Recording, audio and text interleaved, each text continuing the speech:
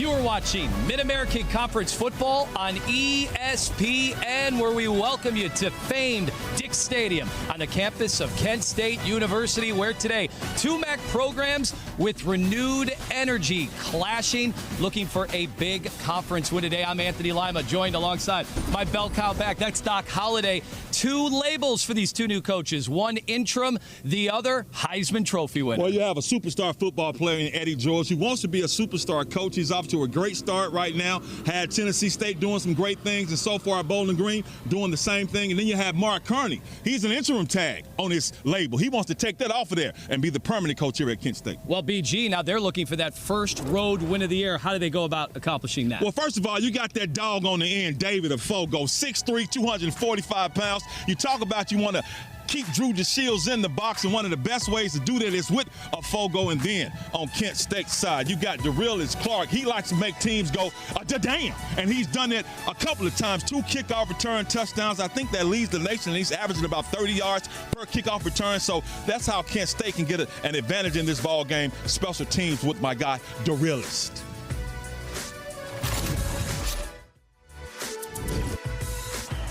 Brings it out. And he has a burst. Huge return. Still on his feet. To the house. Touchdown. DeRillis Clark. Shows you what, that he is the realest. There he is. And you can bet Bowling Green has watched that film. They've seen his 2 gigantic touchdown returns this year.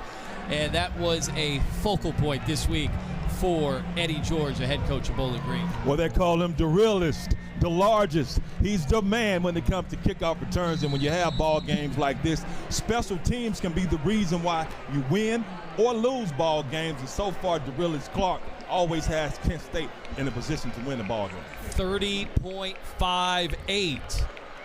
That's the average. Seems absurd for a kickoff returner this far into the season. That ball will bounce, and guess what? Does not touch the hands of DeRillis Clark, and therefore I think BG will be happy with that outcome. Why would you? It's not very good coaching, man, to put the ball in the hands of somebody you know can hurt and harm you. So I don't blame him for keeping that ball away from DeRillis. All right, so the Kent State offense, that job won by Drew DeShields. You know, there was quite a battle at the start of the year in camp. Guys were banged up. Drew DeShields ends up taking the reins, and he has impressed at times this year. So they'll start this possession at their own 25, and that carry, not much there off to the left side. We're off and running. Let's take a look at some of our players we'll be keeping an eye on throughout today's broadcast. On a beautiful late October day. Boy, Jordan Newman, they are excited about seeing him get those legs churning as we get later throughout the season. And you just saw him, big back, getting some big things done, want to carry that rock off tackle. And on Bowling Green's side, Gideon Lamprin, he has to be able to stop Jordan Newman and this rushing attack. Dangerous throw and a near pick 6. Keon Washington got his hands on that dangerous throw. What you call perfect defensive play. Can you read on an elementary level? Yes, and I can read on the collegiate level. That's what Keon Washington is doing. He read that perfectly. If that ball was just 2 inches lower, it probably would have been a pick 6. So Drew DeShields being off with that ball probably helped him out. 3rd and 8, Golden Flashes connecting on 26% of their third downs this season. DeShields facing pressure, and he is brought down. Did get rid of that ball just in time, and he needs some help getting up off the turf as Bowling Green dialed up the pressure on 3rd down. That's what you call one of those Uchi ouches, and it was an Uchi ouch because Drew DeShields sitting, laying on the ground for a little while, had to be helped up. And let's see what happened here with Billy Williams, the referee, because Drew DeShields took a huge hit right there off that pressure from their Bowling Green defense. Illegal formation, offense. Called decline. Result of play, 4th down. So the Falcons get their stop And a quick 3 and out Is wearing 66. to start things here at Dick's. We've got Brennan Ridley stationed back at about the 26-yard line.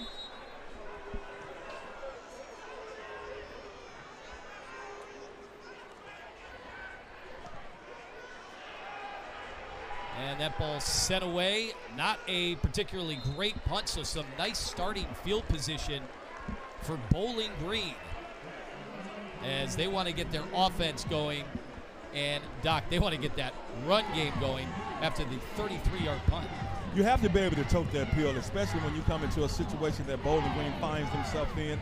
You got your starting quarterback hurt. You also have all your quarterbacks not knowing what's going to happen, but just watch out.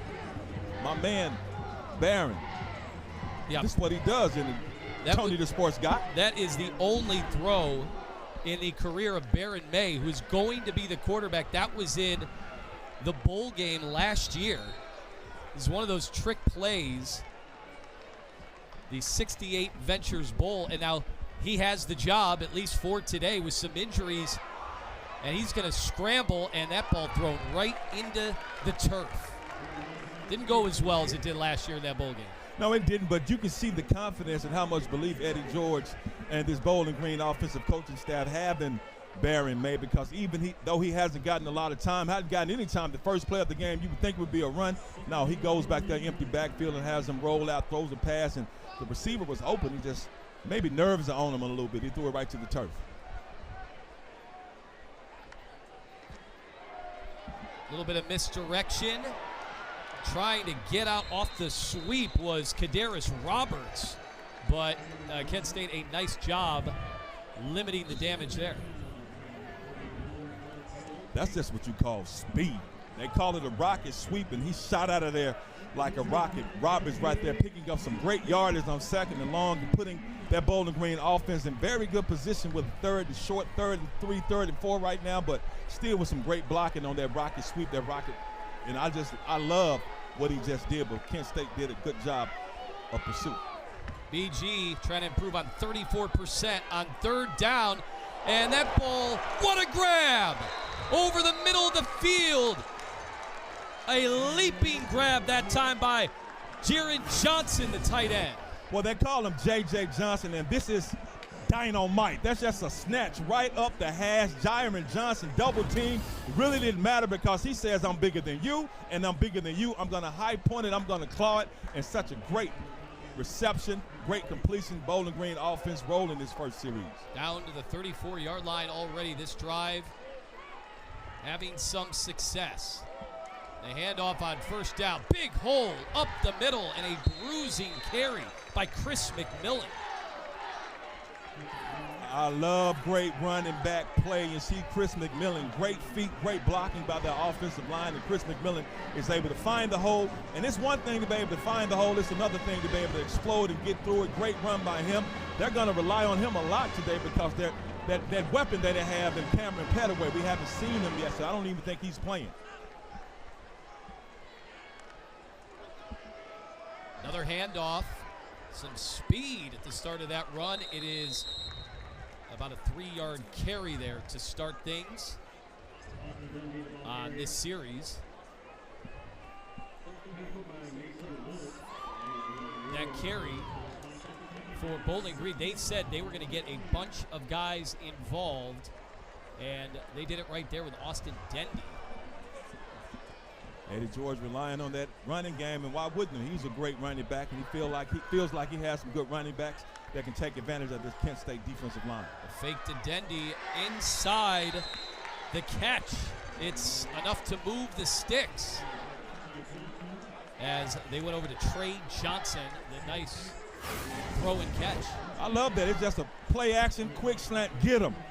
You're going mano me, just going to quick slant. Great velocity on the pass, great vision to see it, and the receiver, great hands to be able to get it and get down and get a fresh forward.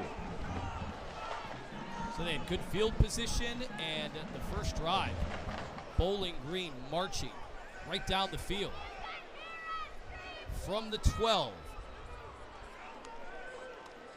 Fakes to Porter, but this time wrapped up. Terrific defensive play. Jelani Davis is in there. That's what you have to do. Big Jelani Davis. He doesn't like how this first series has been going for this Kent State defense, so he's able to shuck his offensive tackle, get around him, and tell the quarterback, I know you're new to this, but I'm true to this. I need you to sit down. Jelani Davis, huge play, and that's the kind of big plays and the kind of momentum that Kent State needs, especially right now because their Bowling Green offense is rolling. 12th sack of the year for this Golden Flashes defense. Handoff, little stutter step. Chris McMillan trying to look for a lane. I just love how physical he runs.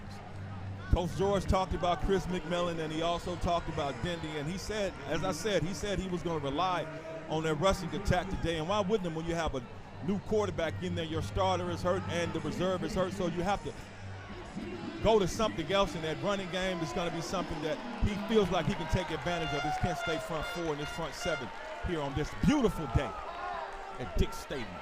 3rd and 10. Roberts out in motion to the left side, so it's empty.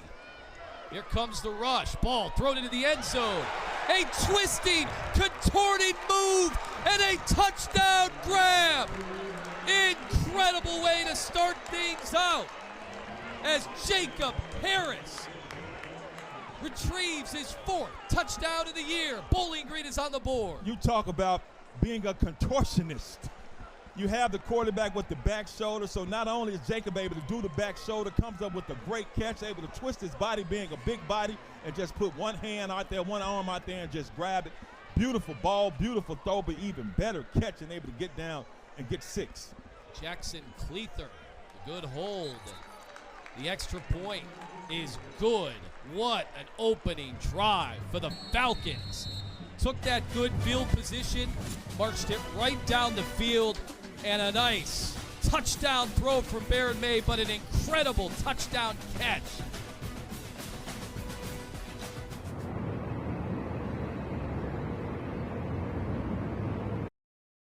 They've seen him. They know exactly what Baron May is capable of. That's why talking to Coach George before the game, he had confidence, and he didn't seem to be skeptical at all or apprehensive about putting Baron May out there to start this ball game and to lead this Bowling Green offense. And that's 2 kickoffs, 2 touchbacks, 2 times no opportunity for Dorelis Clark. So Kent State going to try to get that offense going here on their 2nd possession. First one was an abrupt 3 and out. The pressure dialed up for that Falcon defense. And here is your series between the two teams. 93rd meeting. Storied football programs here in the Buckeye State. Now clashing once again in the Mid-American Conference.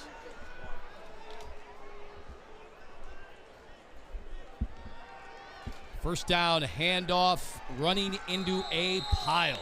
Nothing doing.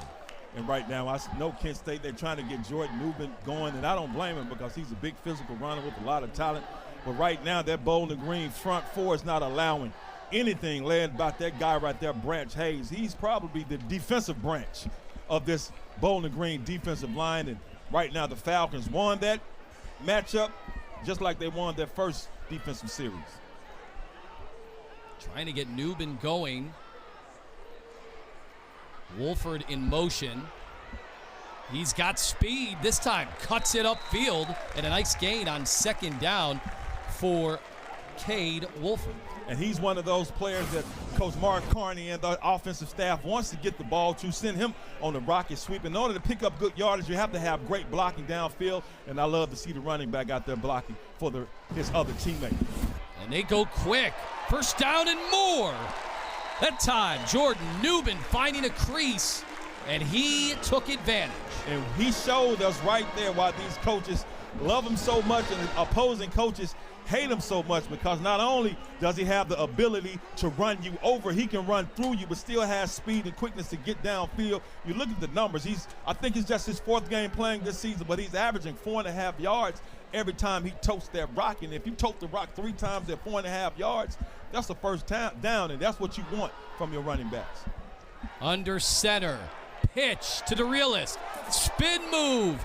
And he goes down behind the line of scrimmage. Bowling Green was ready for it. Well, right then, DeRealist was denied because Bowling Green knew exactly what was going on. But I don't blame Kent State for trying to get DeRealist Clark this rock out in space.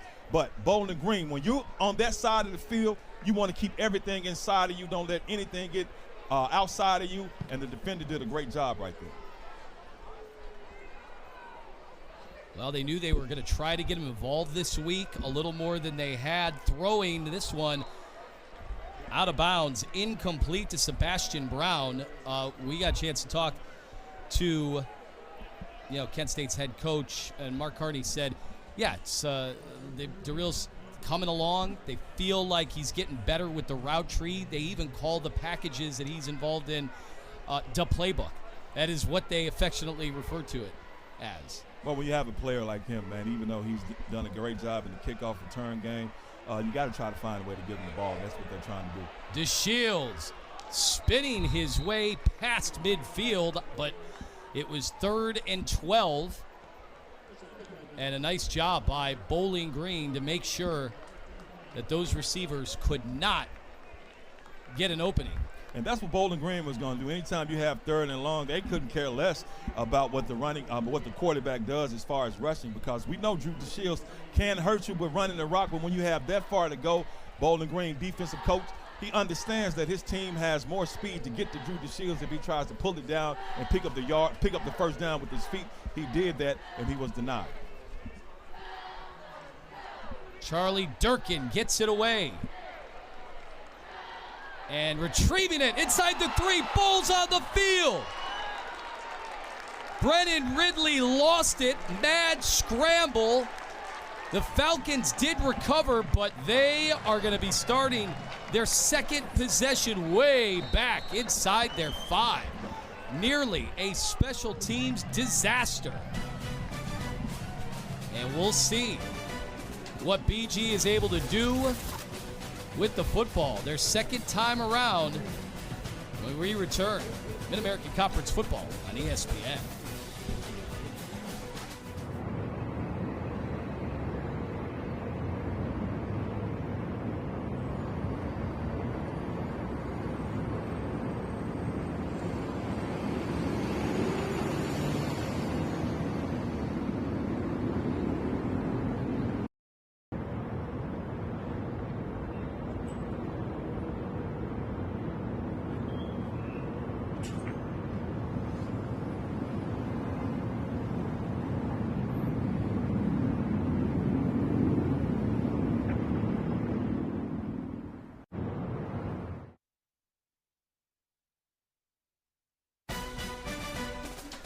Precious cargo on the field here at Dick Stadium. Yes, that is Pudge the cat making the trip from Northwest Ohio to Northeast Ohio. The exotic short-hair Persian. He got real security too, man. That's not top flight security of the world, Craig. That's real top flight security. Got a little gold chain on Pudge, being treated like the VIP that the cat is. Not just VIC, I'm sorry. That's right. Yeah, VIC. very important cat. My bad, Pudge. VIC. Or feline, VIF, whatever. Very important Persian. There you go. Also an NIL deal as well. We'll have more on that at halftime. BG just trying to get some breathing room. They go right up the middle to get a few. That cat has been one of the stories of college football this year. Game Day did a feature. You'll see more a little bit later on, but it's kind of part of the bigger story here, which is energy, energy, energy with Eddie George and the Falcons.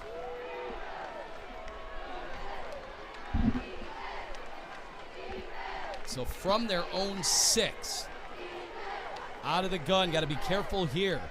Baron May, if you're just joining us, the starting quarterback.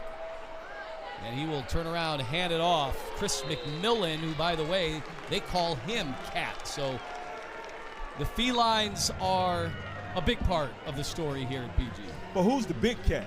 We know Pudge has been getting a lot of attention. He's the big cat, but Chris McMillan wants to be the big cat right here. I love the spin move. Watch that, the clean up by 0.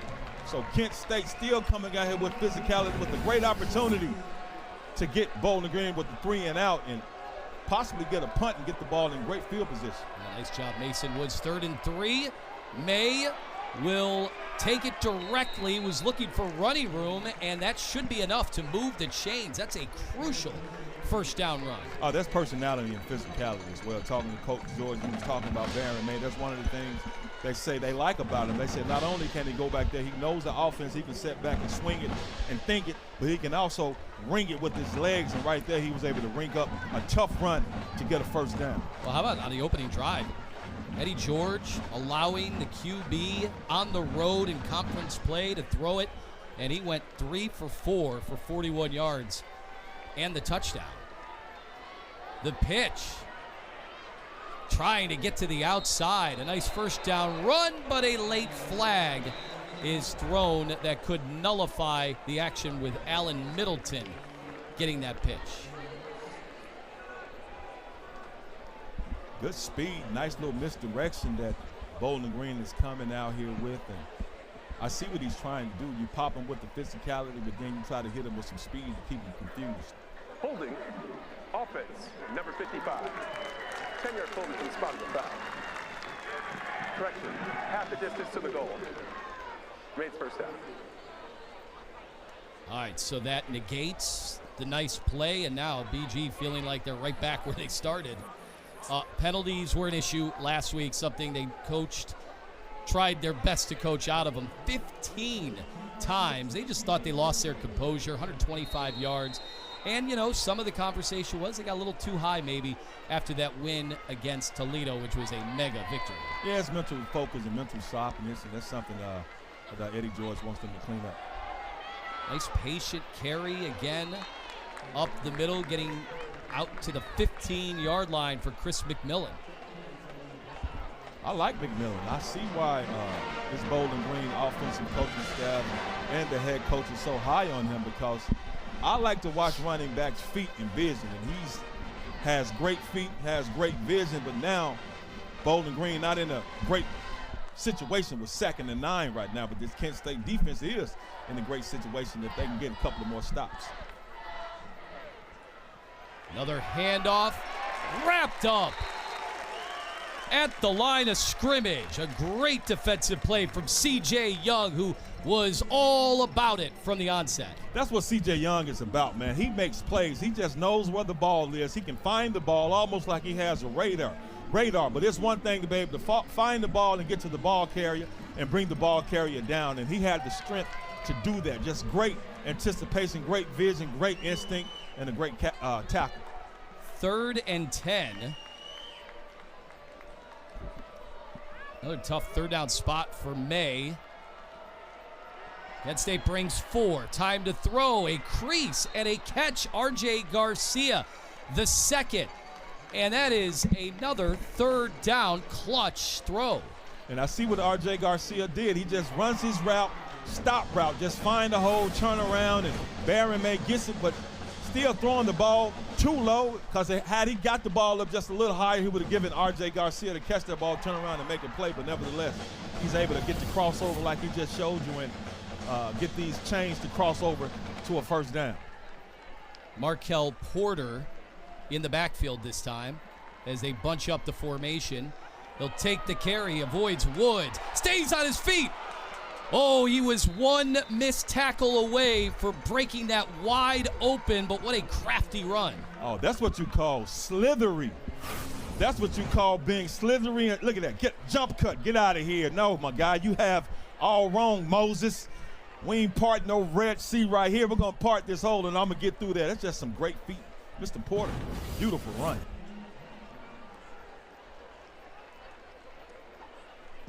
First down. Now at the 45. Remember, they started this drive inside the 3. May. They don't pick up the blitz. He's running for his life. And he takes a shot on the sidelines, that time by Joel Cordoba.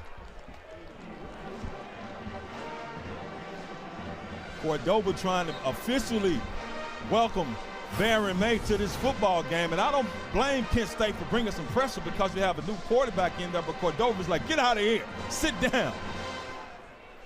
Yeah, there were some fans might have wanted a late hit, but I still saw feet on the white, on the green side of the white, so they allow it. Well, Doba said no Doba. I got it. Everything was fair in football. This time May keeps it. They're running a lot of motion. As Roberts, the fake was to Roberts, and May instead, this time he could not get around Woods. Mason Woods with a nice little lick, and it always looks worse when somebody has you by your legs, and Mason Woods is able to come and clean them up. That'll take a little football up out of it, too. Well, is that one of those you wish you would have given it up? Yeah. Oh, when you're the quarterback, yeah. And if you're the running back, you'd be like, you should have gave it to him. You wouldn't have took that hit. 10th play of the drive, 3rd and 7. Here comes Kent State, batted down, and nearly would have been an amazing interception. So it'll be a stop and an incompletion, but that ball, it floated around the paws of the Golden Flashes. And that's a win for that Kent State defense. Look at Matthias Carroll, man, just making plays. All of them. C.J. Young, that entire Kent State defense. We talked about C.J. Young being able to make plays and knowing what the ball is. He knew exactly what the ball was right there and comes up with the huge Dikembe Mutombo. Fielded at the 15, it's muffed. And there is a scramble for the football. We're waiting for an early indication. And the pointing, it is in the direction of the Golden Flashes, so they will hold on to the football. Both teams very fortunate to recover their own punt mishap. Let's take a look as Wayne Harris hit those hands. He took a shot, but Kent State fortunate to hold on to the football. It's 7-0 Bowling Green.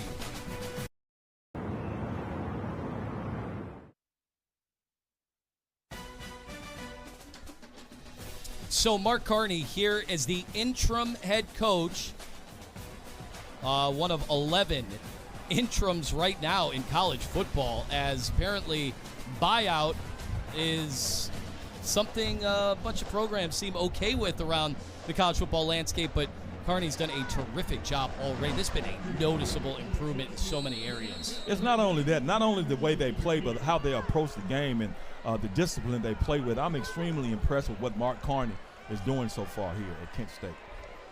Newman up the middle,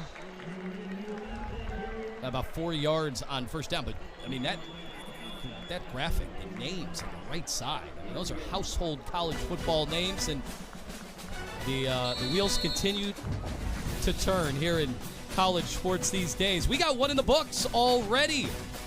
A entertaining first quarter. I think we've got about 3 more slated for you here at Dick Stadium. The elite stats that you're seeing from some Mid-American Conference team. How about fewest passing first downs allowed per game? I can look at that a few different ways. These teams have, especially in the MAC, have played some behemoths out of conference, so some of those teams able to run the football, but still, that is something that these teams certainly have prided themselves in the early going. That play going absolutely nowhere. BG had the playbook. Ouch. Wow. Man, when you talk about blowing up a play, you know who that was? My guy, Afogo, coming off the end. No, it wasn't Afogo. It's just MJ Cannon was shot out like a cannon. And I'm going to take that back off of Fogo like a cannon. Way to go, MJ Cannon, just blowing that play up, leaving Kent State no opportunity to be successful on that play. Now it makes it 3rd and 9 all of a sudden. Gavin Garcia in the backfield. He'll leak out. The Shields will just throw to the near sidelines. Wayne Harris comes back to make the grab, but all over it again, MJ Cannon. But you have to be able to ad-lib, and that's exactly what Drew DeShields able to do right there. Get some pressure, step up, and the receiver and the quarterback has to be on the same page, and they were on the same page. Great throw, great catch, and great recognition by the receiver to turn around on that out route so Drew DeShields can get him the rock and pick up a first down. Seen some nice third down conversions. Garcia once again in the backfield.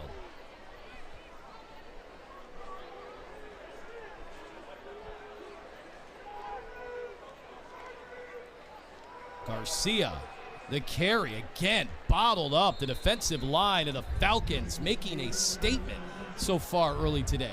Well, you got that Bowling Green defense and that Kent State offense, especially where the big dogs are, saying who's going to be the biggest dog in this case, in that case, in a lot of cases so far, it's been that Bowling Green defensive front, Eric George, MJ Cannon, and the rest of the crew just not giving up an inch. 2nd and 8. That time, the handoff looked to be a little late getting started, and Newbin didn't have much of a chance at all. And once again, Eric George. Well, you look up the bio of Eric George, and it says, well, his dad is a Heisman Trophy winner, and his mom is a legendary R&B singer. SSWW to the V. Eric George, not only he can be a singer or rapper, we know he can be a great defender. He's all-encompassing right now, and that Bowling Green defense trying to continue to be all-encompassing as they attempt to shut down this Kent State offense on this drive. Eric George, big young fella, too. The junior out of Nashville, Tennessee, 3rd down. DeShields rolling out right again. Gets rid of it just in time, nearly picked off. That one a dangerous proposition. Unfortunately for Kent State, they'll live to tell about it with a punt, but it nearly could have been an interception from Cal El Pascal. Well, that Bowling Green defense is doing another great job of just stifling anything, any momentum this Kent State offense tries to get going. They bring pressure, don't bring pressure. You see Drew DeShields is able to scramble. He throws the ball, and all the Falcons descend on their ball just like that tackler just descended on this Bowling Green punt return. Yeah, that was Trey Rubenstein coming down to make the tackle on special teams. He had in practice, a big interception his coaches were raving about. They wanted to put him out there to make plays, and he did just that. We have more second quarter right after this. I mean, weather later with that lead as we welcome you into what we're getting to be more and more football weather later in the season. Temperature dipped this week in Northeast Ohio about 15 degrees. We were living the good life. I mean, we had some 70-degree Monday, and then here we are today, cooling off a little bit, but I mean, look at the football players. They don't look cold. They're fine. We're all weather. We're all weather individuals. Doesn't matter what it is. Handoff. And that one put to a quick end. Nice job defensively. Kent State making sure with C.J. Young to limit the first down. C.J. Young is a baller, man. I was here a couple of weeks ago constantly calling his name, and we've called his name several times a day because he just knows how to play linebacker. He just knows how to play and be an impact player because he is an impact player. And Chris McMillan on the other side, the running back, we've seen him have some nice carries as well. So both impact players having an impact. May tipped over the middle. The last thing you ever want to hear if you're a quarterback. Once that ball gets tipped, everything is in play, but that one harmlessly falls to the turf. And that's how you're supposed to. If you can't get there, stop, get your hands up like number 21 just did. And he's able to initiate the tip drill. That's Mr. Cordoba. Joel Cordoba with another great play and getting his name called once again. 3rd and 9. Throws it out of the backfield and brought down immediately. Once again, Mason Woods in the battle of the zeros taking down Kadarius Roberts. Man, I can't overstate how impressive of a tackle that is. Not only in open space, but receiver or running back that's that size, but to be able to stay with him and throw the quick little bubble screen flare out and just embrace them. Take them down. Power slam. Very impressive play by Mr. Mason. Wayne Harris is deep. He is standing at the 30. Henderson sends it away. That's a short one, and it hits the back of one of the coverage players for Bowling Green. They down it. They're still waiting for a big return in today's.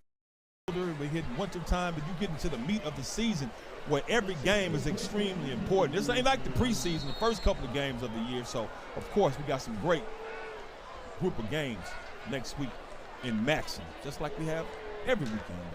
Gavin Garcia in there at running back. DeShields needs to get rid of it. And it's caught again near sidelines. He's fallen in love with those rollouts. Deshaun Martin, his first catch of the day. But I love the way Deshaun Martin kept himself alive, because anytime when you're a quarterback and your first read is not there and he starts to scramble, you have to ad-lib. You have to be in sync with your quarterback, and Deshaun Martin in sync with Drew DeShields, and been able to hook up for a nice little 6-7 yard. I'll tell you who's been quiet today is Cade Wolford. Last week had a 75-yard touchdown catch. Quick slant and a first down. Kent State on the move. They think that ball might have come out, but I did hear a whistle. You see Martin there once again. Kent State getting that offense on the move.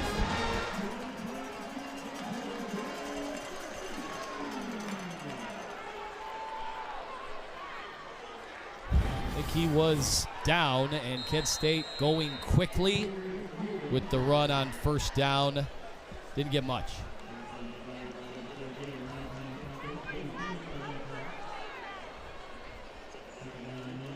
Seeing those helmets that Kent State is wearing this week. It's Military Appreciation Week for Coach Carney. That meant a lot to him, his family, his brother. He's in the armed services. His dad was in the local Metro Parks Police. And you notice they're wearing the camouflage on the helmet. Nice run that time up the middle. Newbin and Kent State going tempo. And that's what Newbin can do, north and south. I love when they have him going north and south instead of going towards the sideline. But right now it looks like somebody's going to be going backwards. 5-yard penalty. Remains third down. I feel bad for Hunter Hopperton. They got him with it. It could have been anybody. Yeah, I mean, if I was him, I wouldn't be upset. Like, why are you picking on me, man? I mean, it was more than just me, but he's the one that gets the finger pointed at, and he's the one that gets called out. Just like you were just calling out Mark Carney, the interim head coach here at Kent State. You called him out for some great things. Yeah, his brother at Air Force. So this week it was going to be really important. That's why they're wearing those helmets today.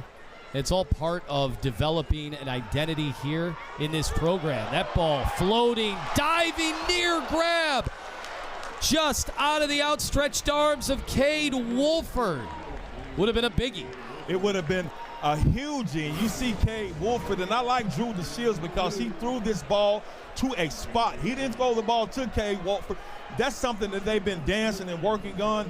Wolford with a great effort to be able to stretch out and get the ball. Just can't bring it in, but you do love the determination and you do love the effort. And it was really a good ball by Drew DeShields. He threw it to a spot, but unfortunately, Cade couldn't bring it in. They're 8 of 17 on fourth down, and they're going to go for it. Martin in motion.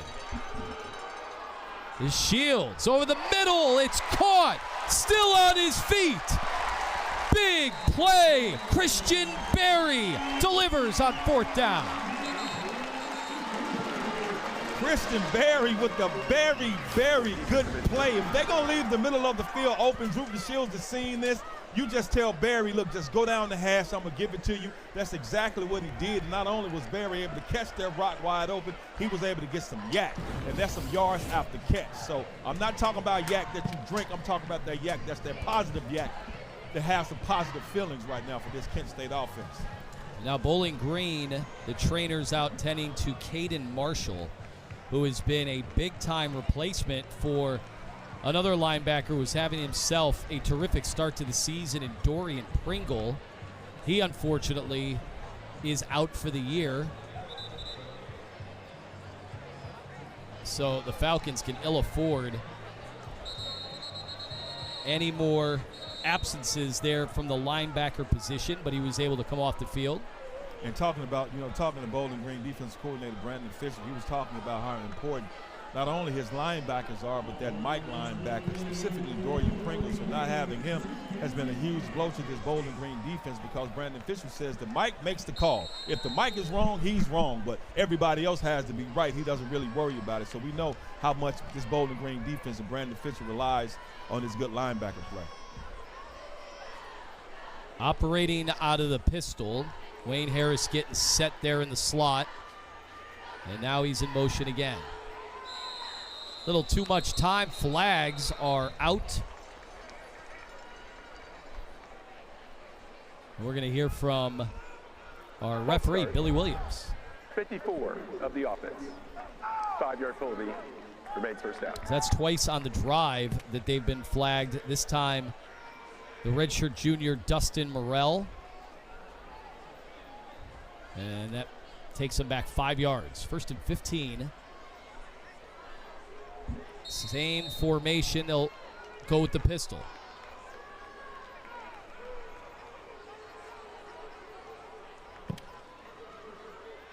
Fake the pitch.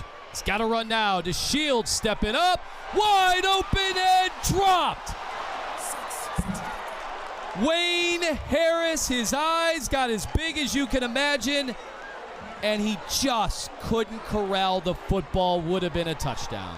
Wow, all we can see is Wayne's world just failed right here. Wayne Harris, great play by Drew DeShields to keep it going, and Wayne, no one is there but him and himself, and just drops it. I know he feels horrible right now, but got to move on to the next play, but huge opportunity lost.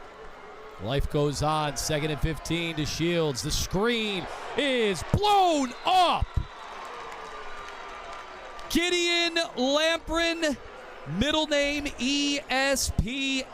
We saw his folks right before kickoff. They were pumped for this game. Lamprin was pumped to put an end to that screen. Gideon and his 300 friends. He doesn't need 300 friends. Gideon just needs himself, because that is what you call a big boy play on a big boy baller, because Jordan Newman is a big dog, but Gideon, ESPN Lamprin, getting talked about on ESPN because that lamp just put lights out on Mr. Newman.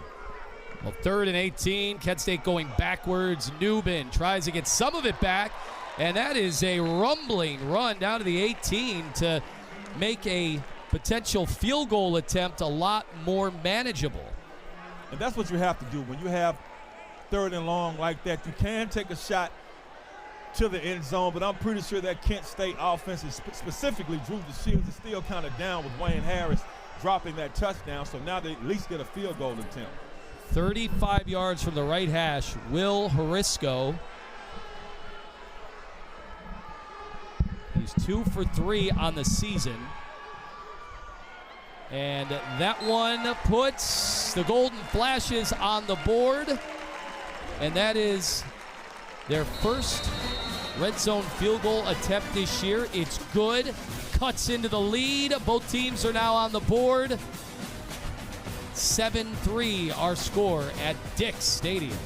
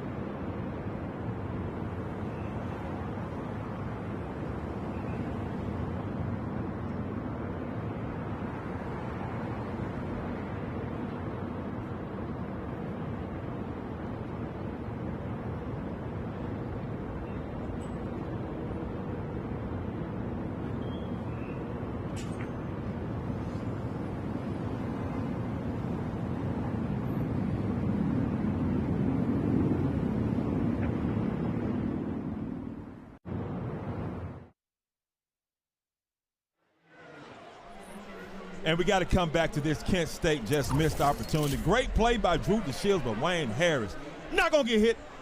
Thought somebody was there coming to hit him and trying to run and turn around and watch for a defender or watch for the touchdown before he brings the ball in. And that's one of the first things they tell you as a receiver. You got to bring that ball in, man, and get it. But you saw what happened, though. DeShields went right over to him. I mean, he ran down the field to tap him on the helmet to let him know, like, we're going to have opportunities here. And they did. They cashed in on the drive. They end up kicking the field goal. So, you know, we'll see. Sometimes you might lose confidence in a guy. Others, it's all part of the buildup. And that's good leadership. That's what a good leader does, and that's what you want to do as a quarterback, because he knows that Wayne Harris is an integral part of what they're trying to do today and throughout this season, so he can't have him hanging his head off a missed play like that, because everybody misses plays. Everybody makes mistakes during the course of a football game, so you can't linger in that. So I feel bad. We got excited all week because we had two of the best kickoff returners in the country represented on these two teams. Darius Clark for Kent State. For BG, it was Cameron Pettaway. We haven't seen a return yet. Now, Pettaway looked like he was going to try to go before the game. You saw him. Unfortunately, wasn't able to. At least we haven't seen him yet. So right now hasn't lived up to the billing, but I think it's because special teams coaches this week were on notice. Of course, man. I mean, if Darius Clark is the one out there, when you have a chance to kick it to him, don't kick it to him. That's just good coaching. That's just smart coaching. Nice first down run that time by Austin Dendy, but tripped over his feet. Might have been more. And Eddie George talked about Austin Dendy, that he said he was going to give him some opportunities to tote their pill today, and he's done that. And when you have a running back like as great as Eddie George was, giving praise and hype to another running back whom he coaches, that lets you know that Dendy has something special about him. So they gave him 6. Quick throw and went just about, got closer to that first down, but Kent State was absolutely ready for it that time, as Joel Cordoba has been about everywhere in this game, as you see Middleton kind of wincing off the field. Cordoba has been one of those golden flashes who has been flashing the entire day. We've called his name several times, whether he's getting to Dikembe Mutombo on some balls, which means blocking some balls, or just making great reads and reactions on passes, just like he just did. Baron May spreads him out, 3rd and 3, and he'll just run it, look for a lane, takes a hit right at the marker, but it looked to be just enough to get the first down. They did a lot of distractions right before the play, and in the end, he took it all the way in. Baron May's tough. They talked about that he can throw it and he also can run it, but I didn't know he was going to be able to run it with this kind of physicality and this physical nature. But looking at him, he's a pretty good sized quarterback, and he turns into a running back extremely quickly, and he's physical, and he will bring the pain to the defenders. And that's one of those situations, man, you might not want to be hitting Baron May in the fourth quarter, because he's laying the wood as well.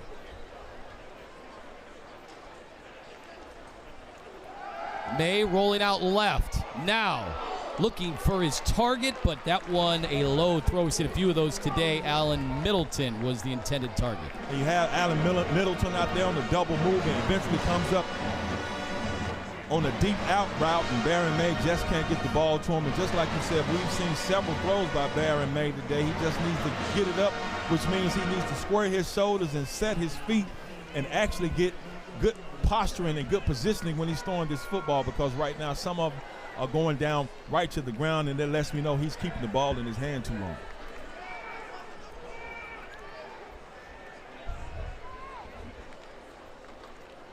Markel Porter took his time, now trying to move the pile, and he did just that.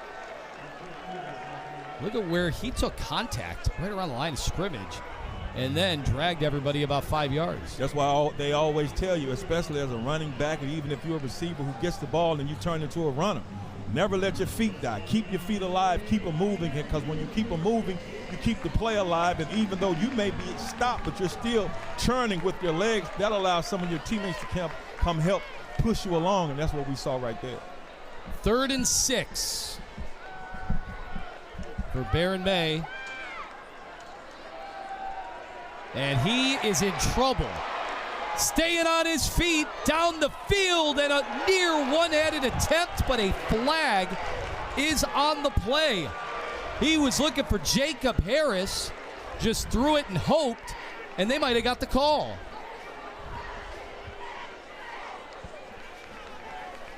Pass interference. Defense, number 31. 15-yard penalty for the previous spot. Automatic. First down.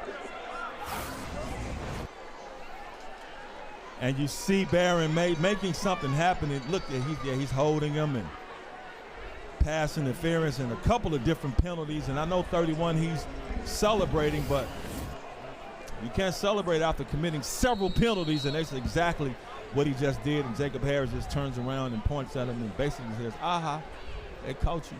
And Derek Jackson III.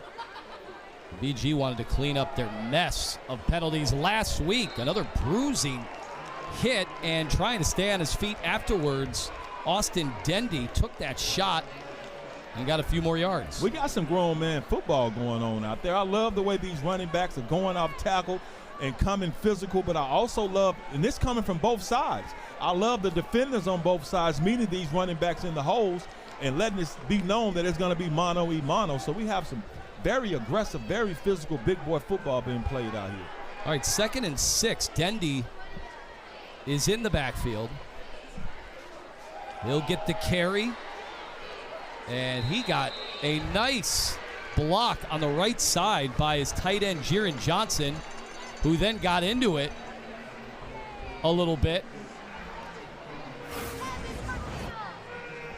And this is what you want. Look at the physicality by the tight end, Mr. J.J. Johnson. That's what you call burying someone. And when you're a tight end, you know, if I'm the offensive coach, if I'm Travis Partridge and he's part of the Partridge family, I'm seeing what he's doing. Sorry, you got me on that one. The references are always great. On that note, we are to the 2-minute timeout.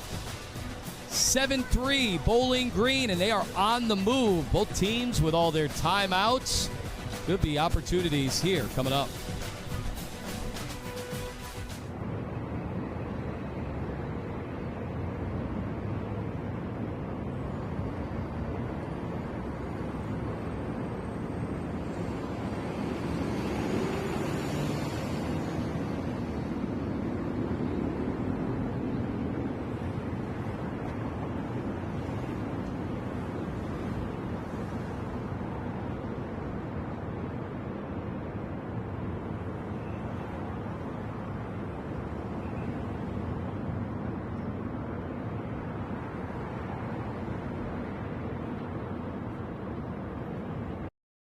Timeout still on the board. You've got 2 minutes left. You got a 4-point lead. Just get that feeling that the end of this half could be some fireworks. The way teams kind of easing into this football game, figuring out who they can be. So at the 34, in the debut performance of Baron May, has looked comfortable at quarterback. Dendy, he's upended immediately by C.J. Young. Once again, C.J. Young, he just makes plays all over the place, and now you see a little scrapping going on. He's got some lunges, so somebody about to get penalized up. Now we'll wait for the officials to clarify. Bowling Green seemed pretty excited about what may have led to that flag. And the last few plays, we've seen some jawing back and forth, some extracurricular. I'm interested to see what's going on right there. You just see some extra football going on, man. If that's what they call a flag on, to me, I don't want to talk about this referee because he was on the flight with me and we talked. He's like, don't be talking about me. But to me, that was just a football play, man. That's just two football players locked up and being a little extra physical. After the play, personal foul, unnecessary roughness, defense, number 17. To the 15-yard penalty, automatic, first down. So they got Matthias Carroll, the graduate. So that's a difficult spot for Kent State. It's one of your vocal leaders on the team. But we had seen this brewing on this series. These teams are getting very physical. Guys are taking shots. And you know how this normally goes. That flag goes up, and everybody's pointing in the other direction. And you don't want to give up yards, especially in a game like this that's competitive. Both teams are fighting hard. No one seems to want to give up anything. You don't want to just give yards away, and Kent State just gave away some yards right there and got their Bowling Green offense in a very, very good position. 1st and 10, deep in Golden Flash's territory, ball on the 16-yard line. So you want to be more mentally smart and make better mental, not mistakes, but mental judgments. Please set the game clock to 1 minute 52 seconds. Clock will start on the snap. All right, so put 10 seconds more. And actually, they took it up 14 total seconds. 1:52. They're figuring it out. Thank you very much. All right, so that ball all the way up now to the 16-yard line. See if Bowling Green can cash in. Dendy tiptoeing around, spin move. Now plowing ahead down to about the 5-yard line. What a run. And I love what I'm seeing out of Dendy today, Austin Dendy. He has a lot of quick twitch about him, and not only that, he's able to absorb the first hit. Great block for one by number 89, but Dendy is able to bounce off of that block, spin around, little spin cycle, get up the field and pick up some great yardage, but he is not going away and going down easily, and that's what you want from your running backs, to continue to fight and try to get every yard and every inch that you possibly can. He somehow got 9 yards on that play. We got Ridley and Jiren Johnson, the tight end, split out to the left. Dendy up the middle. Brought down shy of the goal line, but it is enough for a first down and a new set of downs all the way at about the 1-yard line. And you can see that Dendy is really, really feeling himself right now. His confidence has only gone up, and that's what happens when you're able to come out there. Coach has confidence to put the ball in your hands, knowing that you're going to make something positive happen. And when you have an offensive line blocking the way that Bowling Green offensive line is blocking right now as a running back, you don't love anything more. You want to make sure all their hard work pays off by you doing your job. And so far, Dendy is doing his job. I was a little surprised Kent State did not opt to use timeouts. They've got 3 of them if they wanted to get the football back. Dendy takes the carry, and he finishes what he started. Touchdown, Bowling Green, and a big score before the end of the first half. And Dendy done it, and that's how you finish off a drive. And that's the beauty of having a head coach who's a running back, because normally when running backs able to tote the peel down to the goal line, they'll let somebody else score the touchdown. But Eddie George and Travis Partridge and Greg Nozell allowing Dendy to finish off this drive the only way he knows how is get a big 6. Cleathers 15 for 15 on extra points this year, make it 16. And what a drive for the Falcons. That tough it out in pregame. Meanwhile, speaking of toughing it out, Baron May coming out. His coach had some faith in him. Now you see the numbers. He started out 4 of 6 for 53 yards, had some nice conversions. Since then, just 2 of 4, 0 yards. We look at that 2 of 4, which isn't very good, but the way they ran their rock was very good. That's why they didn't ask too much more of him as far as setting back there throwing the ball, because they've been running the ball so well. And they will stay with the run, and just about 5 yards right off the rip from Chris McMillan. That's what they do. Chris McMillan is impressive the way he's toting their peel today. Both running backs, this entire running process that they have going, this foundation, this group, and it starts with that offensive line. Now, we can talk about McMillan and the running backs all day, but you have to give props to this offensive line because they are moving real estate. 6 carries, 28 yards for McMillan. They tighten things up with the formation. 2nd down. Another run, and that's enough from McMillan to get a first down. Actually, they marked him just shy, so looks like we'll have a 3rd and 1. But what we just saw right there from McMillan, you can't coach explosiveness, though. To get that ball and go off tackle, and has to pretty much come to a complete stop. He comes to a complete stop, but able to put his right foot in the ground, go through the hole, and pick up some good yardage. Even though he didn't pick up the first down, he still picked up some good yardage and has that Bowling Green offense in a very ideal situation in 3rd and short. So they need less than 1. They bring in Dendy. You saw this on the goal line. He is hit before, but plows ahead again. He took contact behind the line of scrimmage and then found himself another 4+ yards. He runs like he's hungry, man. He runs like he has something to prove, and now we can really see. We saw it in the first half, and he's continuing to do it right now, while the coaches said they have to get him the football because not only how hard he works in practice, but we see how hard he runs. He's taking advantage of all his opportunities. The Dendy, a transfer from Mizzou. That's also where Drew Pine came from, who's not playing, at least thus far. He was going to be a game-time decision. A big hit that time by Mason Woods.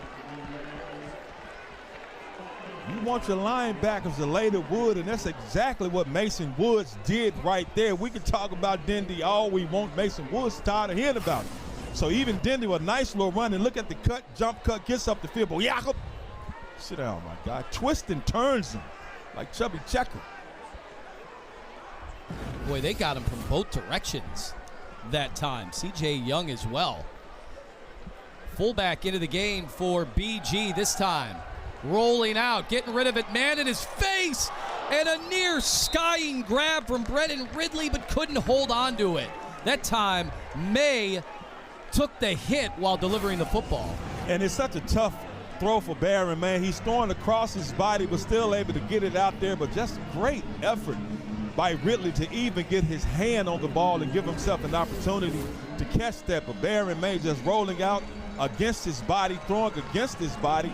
It would have been a tough completion to make, tough throw, but still just great effort by Ridley to even get his hand on that ball and give himself an opportunity to come down with that catch.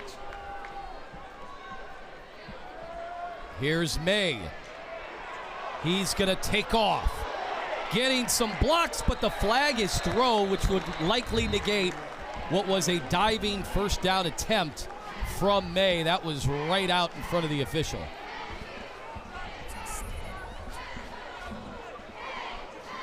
You saw Jiren Johnson, who's had some nice blocks so far today. He was engaged. Offense, number 7. 10-yard penalty for the spot of the foul.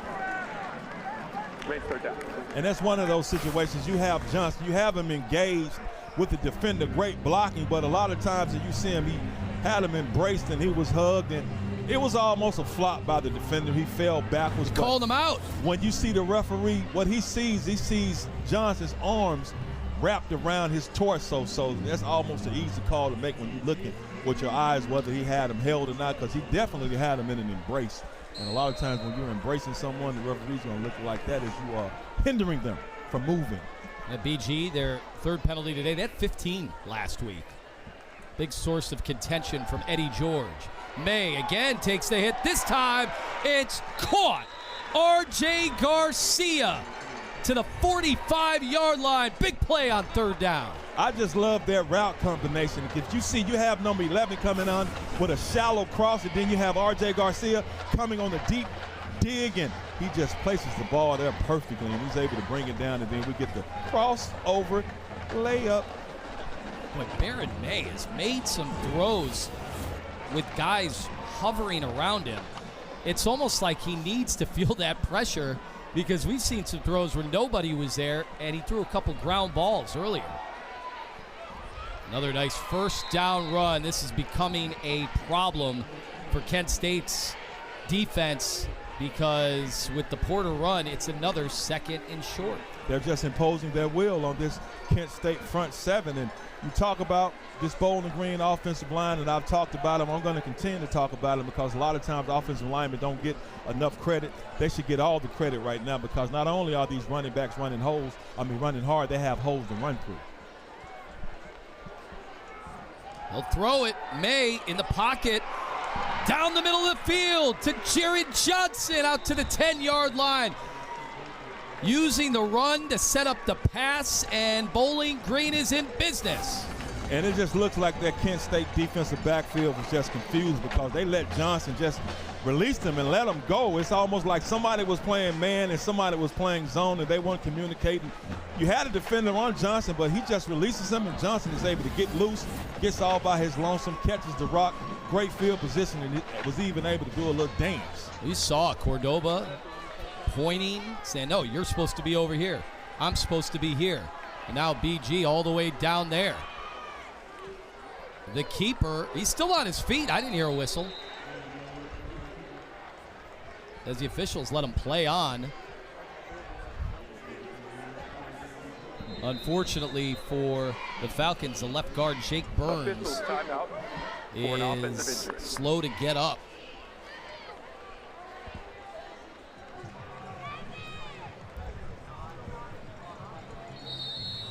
Well, this has been an impressive way to start the third quarter for Bowling Green. They are on the move, trying to finish off another scoring drive to make things difficult on Kent State. It's 14-3. We'll be back.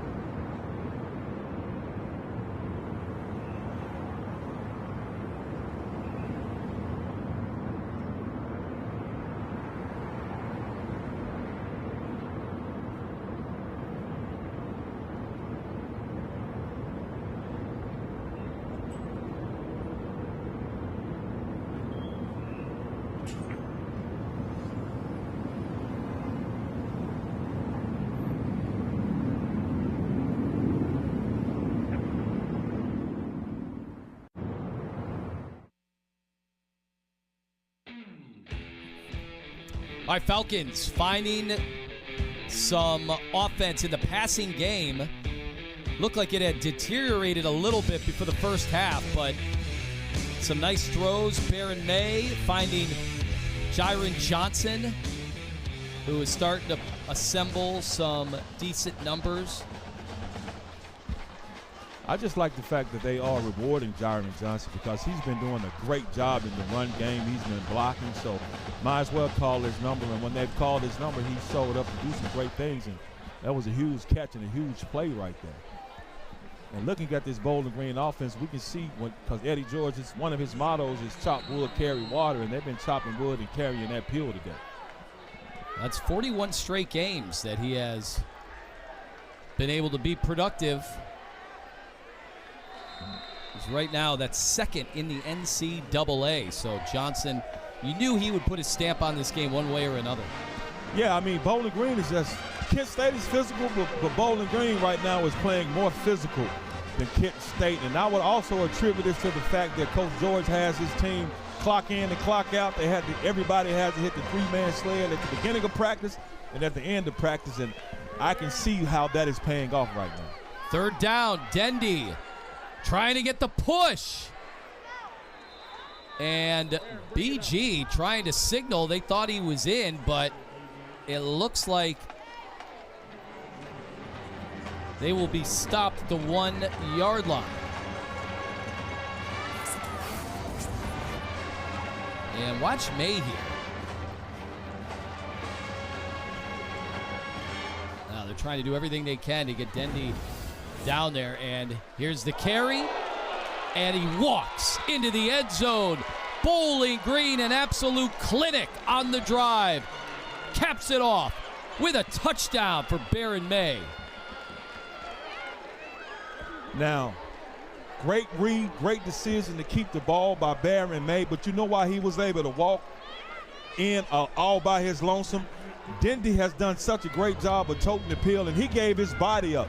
Not only did Baron May fake it to Dendy, Dendy acted like he had the ball and he got wiped out. But as he get wiped out, Baron May wiping everybody else out as he walks in for the easy touchdown. Here's the extra point attempt to make it 21-3. Still perfect on the year. Jackson Cleather, BG up 21-3.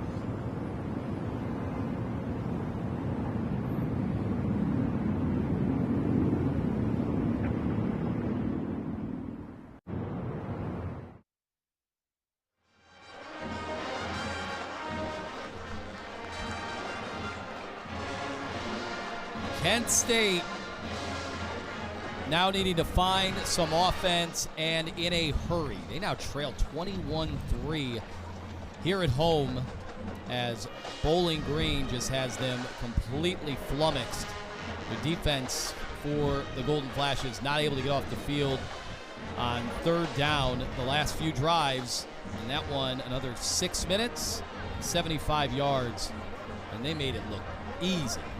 And what it is, Bowling Green just overpowering Kent State during this game, especially on their drive, just doing whatever they want to do on the ground and really just imposing their will in this running game. And that's exactly what they did and exactly what they've been doing. And the fact of the matter is Kent State hasn't been able to do much on offense. They had a missed opportunity and a drop touchdown, but haven't been able to do much on offense. But now you're one of your biggest weapons, DeRillis Clark, has an opportunity to make a play in the kicking game, but 9 times out of 10, 99%, they're not about to kick this ball to them, which they should.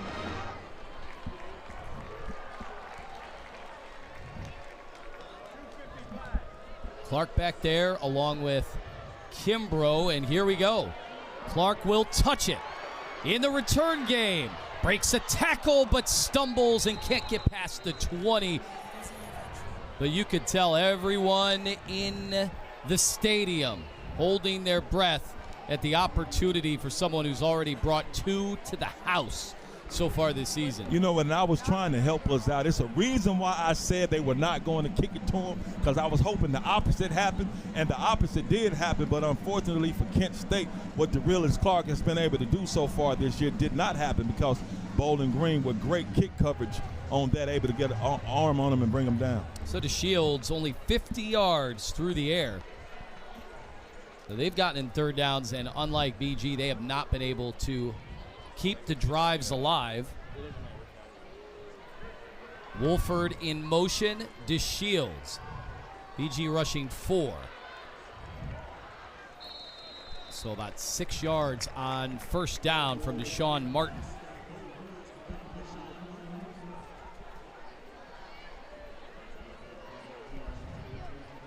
Got to try to get Deshaun Martin engaged and into this offense, but right now it's just been tough for Kent State to get anything going offensively consistently.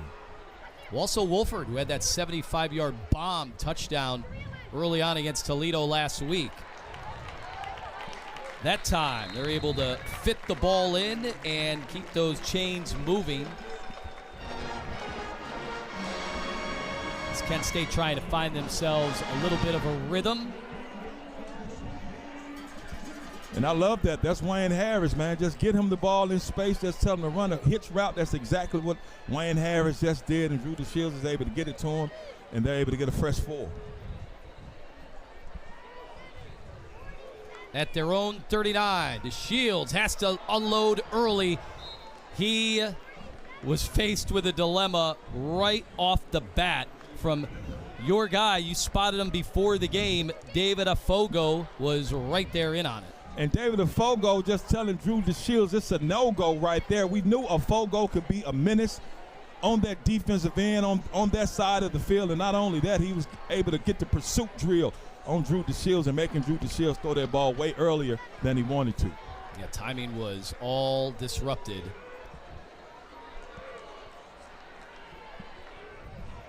Barry in motion.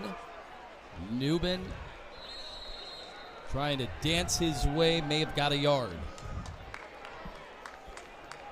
And that's always tough for a running back, man. When you get that ball in the backfield like that and you look up and there's just nowhere to go, because right there was just nowhere to go. And in situations like that, you're Jordan Newman and you look at the yards per carry average, it's not going to look good. But when you're not winning the line of scrimmage, that's nothing too many running backs can do unless you're a Barry Sanders type, and we don't have many of them out here. 3.4 yards per carry so far today from Newman.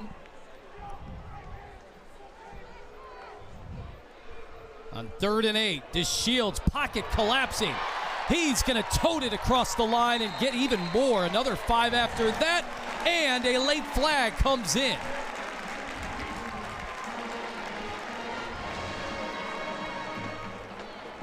That's what Drew DeShields can do, make something out of nothing, and he's able to make something right there, and Bowling Green laying hands on him when they didn't have to. After play, personal foul, late hit, defense, number 2. That 15-yard penalty will be added on to the end of the run. Automatic, first down. MJ Cannon adds another 15 yards for the late hit. And that's one of those situations where Coach is talking about. There's no reason for you to lay hands on him, even though it was a touchy touch. But you can't touchy touch on the quarterback when the quarterback's foot has touchy touched on the white. Gavin Garcia. It fakes the carry, and that one incomplete because A.J. Odom had a free run to the QB. Yeah, and we see DeRillis Clark out there. That's probably was one of those packages they put in for him, and Drew DeShields just missed him. But you got DeRillis Clark out there as a wide receiver, sending him on a hitch route, trying to get him the ball in space, but they just missed on that.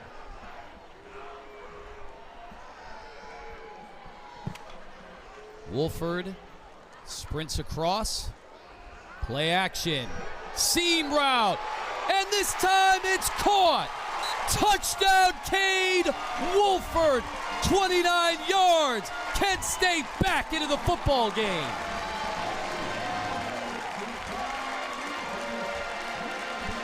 And that is what Cade Wolford can do. You see him in the slot. He just runs a post, and Drew DeShields put perfect air on the ball, and Cade Wolford is able to run right underneath that, had his man beat. No chance for the defender. Kent State getting a huge play and a huge touchdown when they needed it the most. Extra point is up. It's good. Lead down to 11. Golden Flashes here at home, showing some signs of life. And Drew DeShields, he did it on the ground and does it in the air. Let's see what Bowling Green has for an answer right after this.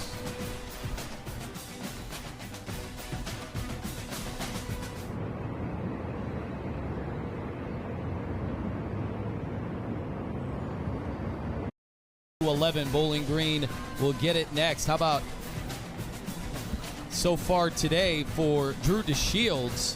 It had been rough. Only had 50 yards before the drive, but came through 3 of 5 on that last possession, 47 yards, and of course the touchdown strike to Cade Wolford, his 6th touchdown of the season. That's why coaches always stress, and they continue to say, this is a 60-minute football game. So regardless of what the game may look like, if it hasn't reached 0 yet, you still have a chance. Retrieved at his own 1. Decent return, however, after Allen Middleton was tackled at 25. A flag came in late. We've seen so many individual tussles in this football game, and we just saw another one right there. So it's a good word. It's exactly what it was. Here the return. Holding. 18 of the return team. After this is the goal. First out.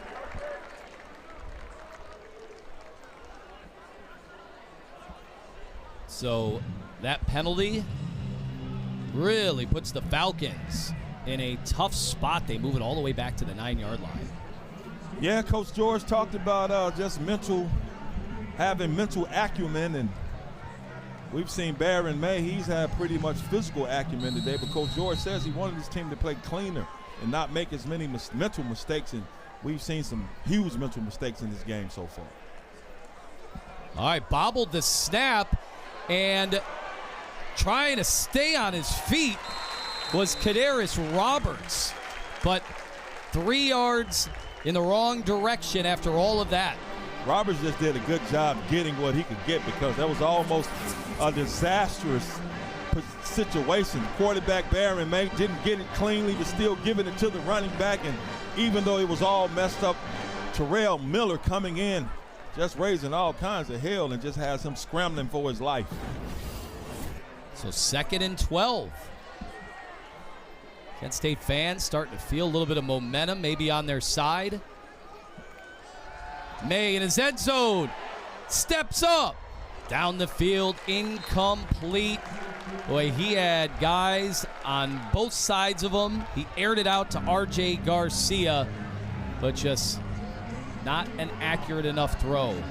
And even looking at this situation, Kent State didn't rush before, but he felt some pressure. You see those 2 bookends, those tackles, getting ready to descend on him, and just made him throw the ball probably a little quicker than he wanted to. And looked like he had someone, but when you feel that pressure and you feel the heat from people's breath on your neck, you're just trying to get that ball out of your hand. And he knew exactly where he was, because he does not want to get sacked back here. Oh, Garcia had an opportunity there. That could have been 93 yards. Instead, 3rd and 12 and all sorts of movement. And it looks like we got a delay. Offense. After distance to the goal. Range 3rd down. So last week, after the Falcons were penalized 15 times in that game against Central Michigan, Eddie George did not want to see a repeat of anything like that. But now they're starting to add up a little bit here.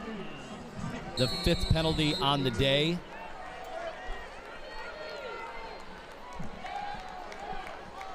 So 3rd and 16. How aggressive are they here? Not very. May will get a few of those penalty yardage back, but it's a stop. And now finally the Golden Flashes defense can get off the field. And I love what Cherokee Valeria, the Kent State defensive coordinator, came out. He said, look, they have third and forever. So what I'm going to do, I'm just going to rush for them. I'm going to have cover two. I'm not going to let you all get behind them. So he tells his defenders to keep everything in front of you. So not only are they able to do that, you have a coverage situation where you have a lot great coverage in the back end, forces the quarterback to keep it and get stopped. And there's movement once again.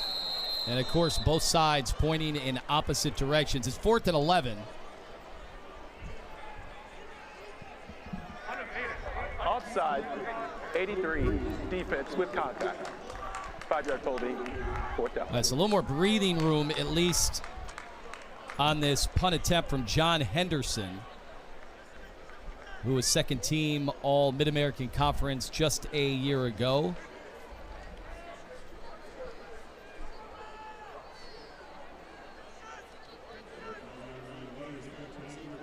Has a 40-yard average on the season.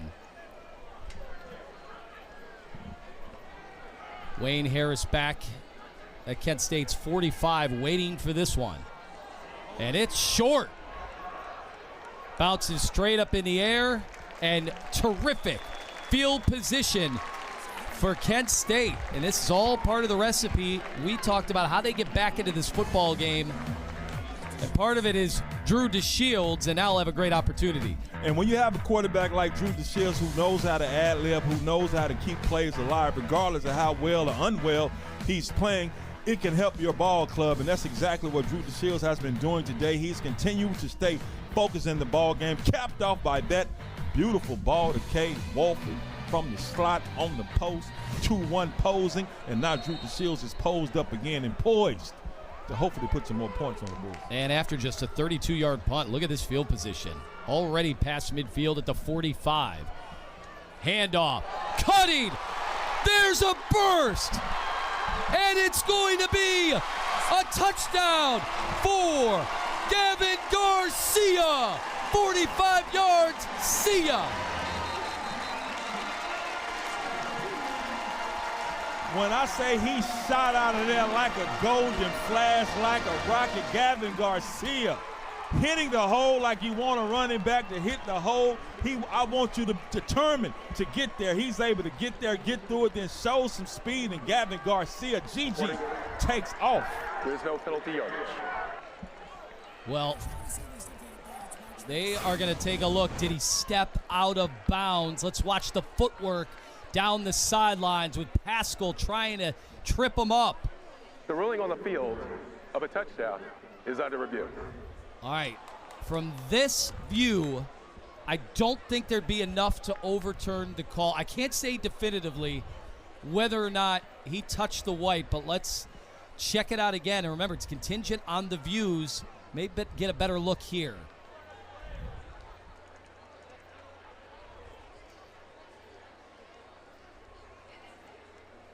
Again, that's tough to overturn based on the two views. First of all, regardless if he stepped out of bounds or not, man, that was a great run, some great block. And then did you see that cut and that move to get up the field, plant his foot and get gone? It's just Gavin Garcia coming in there, bringing something different than Jordan Newman and making a big play when they needed a big play. But great camera work by our camera people. But what we saw right there is what we did see. We didn't see him step out. So I don't know if there's enough from what we see to overturn the call on the field. All right, if you were to ask me if I think he stepped out, that could elicit a different answer than whether I think they have to overturn this. Well, if I'm looking at the shadows are falling out of bounds, but I'm not necessarily sure his foot fell out of bounds. But either way, it was a great run by Gavin Garcia, and I don't think they overturned this call. I think they confirmed the ruling on the field of a touchdown, and if so, rightfully so, because that was some great blocking, great answer by Kent State, continuing to stay positive and stay in this ball game. And Gavin Garcia, who hadn't gotten the ball too many times up until right then, taking advantage of the opportunities, and that's what you want. You want to be not a flash in the pants, you want to be a golden flash. The ruling on the field of a touchdown is upheld. And there you see Carney's hands up in the air. His team has battled back. When it was looking daunting, down 21-3, they fire back with some big plays, some nice possessions. The defense got a huge stop. And there may have been some thought of going for 2 right here, but I wouldn't chase points. I don't want to have any kind of mental letdown or down. I want everybody to stay on the high, and that's exactly what they did. You kick the extra point. It's still early in this ball game, so no need to chase points. Let them ride this high of this great touchdown run for right now. All right, Harisco cuts that lead to 4. We got a ball game on our hands here at Kent State. Still 4 minutes and 23 seconds to go in the third. I just had that feeling in the first half this was going to be a good one. And BG was starting to impose their will, but you get some big spurt ability that we've now seen from Kent State, both through the air and on the ground. And we talk about spurt ability. Like, one of the things Kent State is known for this season in this attack, quick points. That's the 9th touchdown drive by the Golden Flashes of 2 minutes or less this year. So we know they can do it in a hurry. Well, if the name of your team is the Golden Flashes, you should be able to score in a flash, correct? So they're living up to their name, the Kent State Golden Flashes. But right now, Coach Eddie George doesn't want his team to live up to what he was talking about, what happened last week by losing the middle part of the football game. And so far, they're losing this part because Kent State is coming out playing some football. Well, Kadarius Roberts had a nice return out of the end zone to the 28. However, flags came in once again, and this could be sending the Falcons in the wrong direction.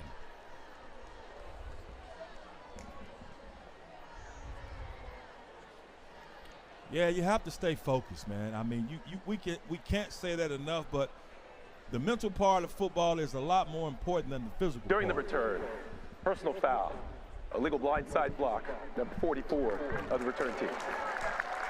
A penalty enforce half the distance to the goal from the spot of the foul. First down. A.J. Odom, who has had a few big plays in this game, but that costs him big time. 15 yards on the penalty for the second straight possession.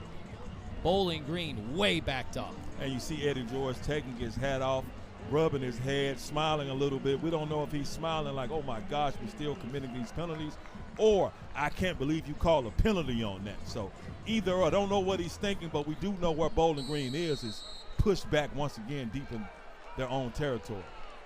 This is all new territory for their starting quarterback, Baron May. Inside handoff, but that faucet got shut off in a hurry defensively as there's a nice play up front.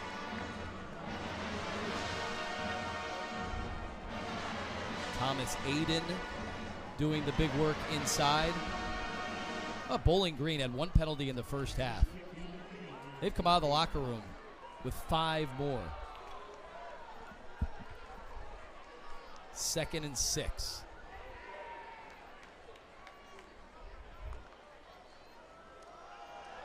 Dendy, right side. He's got blocking, and he's out to the 30. So that gets him out of the hole. But they've been able to call his number today with a lot of success. And that's just great vision and a great run by Dendy. You get some good blocking on the outside, but he sees the hole, plants that right leg, and gets up the field just like this with the quickness, a huge burst and a huge positive play, which Bowling Green needs right now because they're kind of back on their heels. They've been taking a couple of shots from Kent State, so now we're going to see if they can eat these punches and answer back. Got Wynn Sharp split out on the near side. Dendy, the carry, dragging defenders. Another 8 yards on first down. And Bowling Green coming out with that 21 personnel. You got the 2 running backs and a tight end, but you actually have a tight end back in the H-back position, which I'm going to call him a fullback because they want to power off. And you look at Dendy's numbers, man, 17 carries, 85 yards, a touchdown. But look at that 5 yards every time he touches the rock. And that is what you call great running back stats, 5 yards per carry. I mean, he wasn't even on the depth chart on our list at the start of the week. They were confident to get him those opportunities. That ball is deflected and batted down in the secondary. They were going for R.J. Garcia.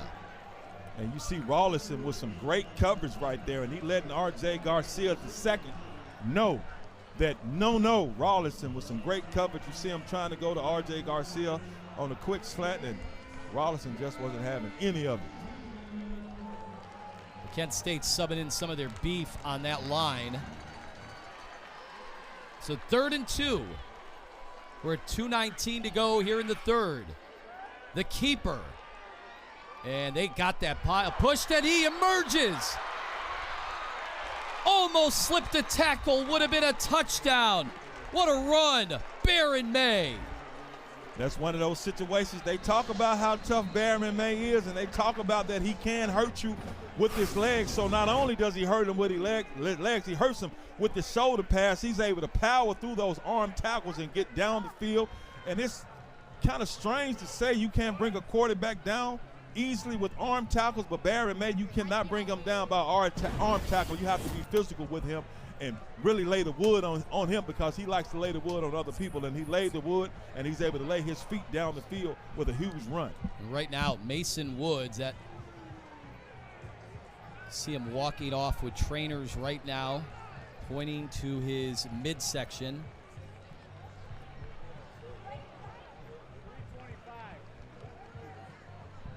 And that is somebody that Kent State can ill afford to lose. His presence has been felt throughout today's contest. Boy, what a big 3rd down pickup for Baron May. They've called his number a few times in big moments.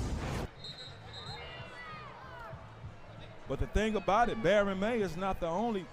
Every person that gets that ball, that runs that rock from Bowling Green, they keep their legs moving. You can tell they are coached on that. They practice that, because everybody that's been chosen that period, whether it's Dendy, whether it's McMillan, or whether it's Baron May, they keep churning. They don't go down easily, and it's paid dividends for them.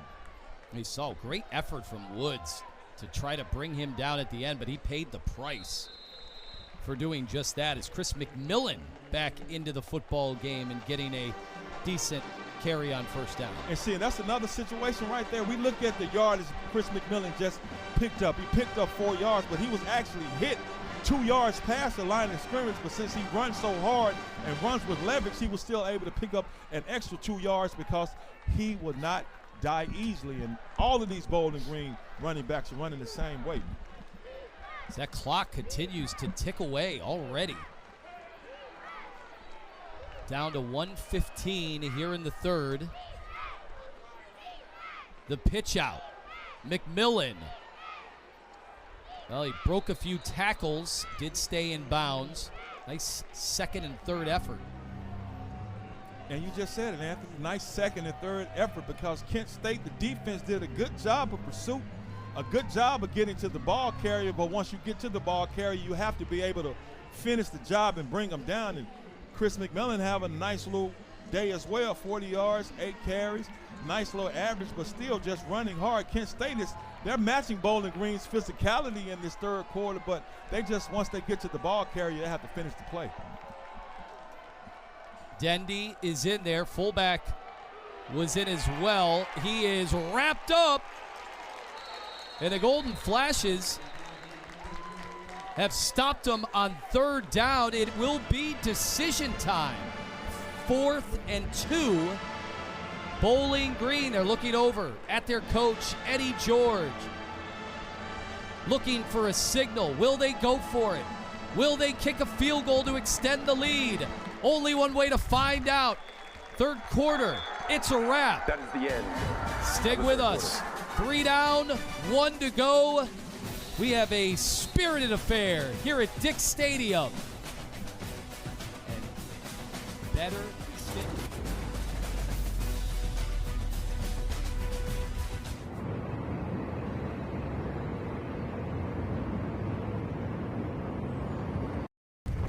Hey, we're riding high and this is the distraction. Y'all, we got to settle back down, understand that there's more ball games to be played because winning is a deodorant.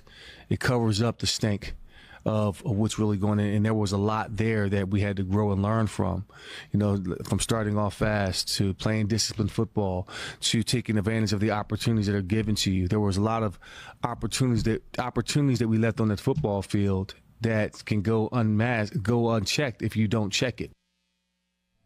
There's Eddie George this week hoping to gut out a victory today, and they have decided to kick the field goal. Jackson Cleather, it'll be from 42 and the right hash.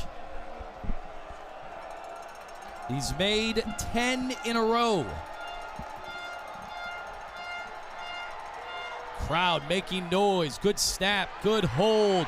The attempt is no good. Wide left. Kent State gets another stop.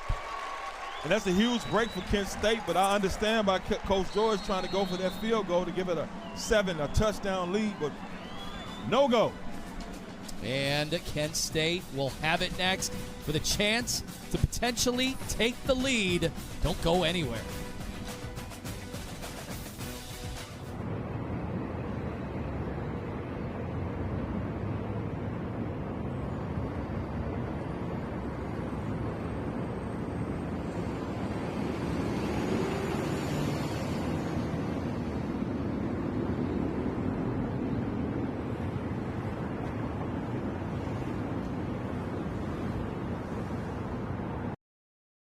Doc Holliday here for a great one between two Mid-American Conference opponents.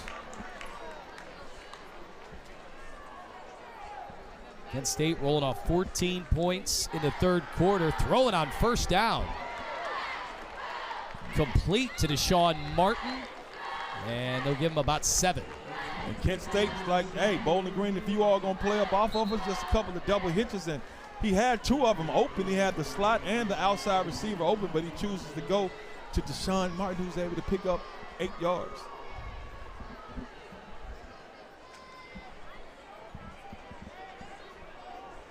So Garcia is in. They're all bunched up to the right side. Short side of the field. Taking their time. Still 5 on the play clock. High snap, DeShields, quick throw to the wrong side, but Martin made the adjustment and got the first down. He did, and once again, Kent State trying to give it to their playmakers. They wanted to get Deshaun Martin the ball as well, and you give it to him on the right side, bring him on the left side, give him to him the ball because he's matched up man to man because Bowling Green bringing some heat, and you got my guy coming in and just doing exactly what he does, catching the rock, turning up the field, getting the first down. Dorelis Clark is on the field for Kent State. Jordan Newman in the backfield. They're going for it. DeShields uncorks one. Clark off his hands and incomplete. Cal-El Pascal breaks it up. And Pascal with great recovery because the receiver was open. Look at the deep post for Dorelis Clark, and he had it, but Pascal is able to get his arm and his hand in there right at the last minute and punch that ball out of there. But if DeShields would have led that ball a little bit more to the sideline, Dorelis Clark would have been able to run up under it for a touchdown. But nevertheless, great defensive play by Pascal. DeShields thought he had him. The exchange took a little bit too much time, and BG, that defensive line with Caden Marshall coming through big. Remember, he limped off the field earlier in the game. He looked plenty healthy, making the stop there. Big 3rd down and 10 here in the 4th quarter. And even though he made a good play, you know who made a better play? MJ Cannon, because he smacked DeShields but was able to lay up off of him not to get a personal foul. So Cannon deserves some credit on that play as well. 3rd and 10. DeShields Throws to the boundary. Missed tackle. And it's enough for the first down.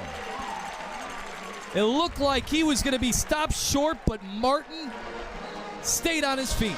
And that's what you want to do when you have a player like Martin. When he's out there man to man and they're going to man him up, you want to give him the ball quickly, and he's able to pivot, turn around, pirouette, pick up some great yardage, breaking the tackle. Boy, that is a big third down play.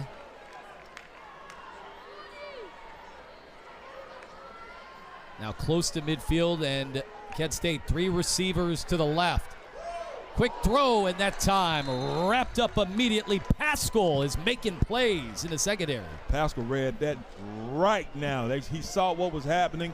He saw that quick hits coming, and he didn't waste any time. But if I was Pascal, I would also keep in the back of my mind, or if I was Kent State offensive coordinator Clay Patterson, I said, I see how you bite, so I wouldn't be surprised if you get a hitch and go, because it can definitely be open because Pascal being extremely aggressive. Look at Hunter Hopperton. They listed at 6'2", 250 in motion. And that one dead on arrival. Evan Branch Haynes.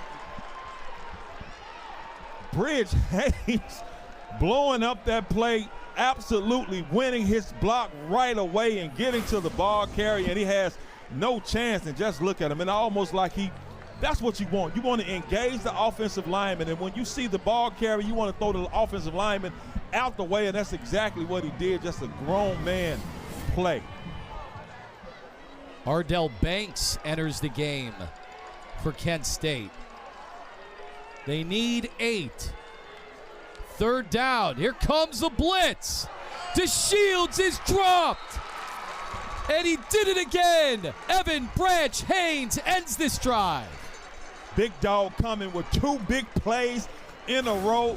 He said, okay, I can stop the run, but I can also rush the passer and bring Drew DeShields down. And Branch Haynes moving extremely well for a big dog with big feet, coming in, making big plays, and he with a big walk back to the sideline because Bowling Green coming up with a big stop. And that's the first sack of the game for Bowling Green. Brennan Ridley standing back at his 20-yard line. 10:30 to go here in the fourth. And this one will drop at the 30. And now takes a Kent State bounce. They'll down it at the 22-yard line. So BG gets the stop. They have a big possession. Coming up next, you're watching Mid-American Conference Football on ESPN.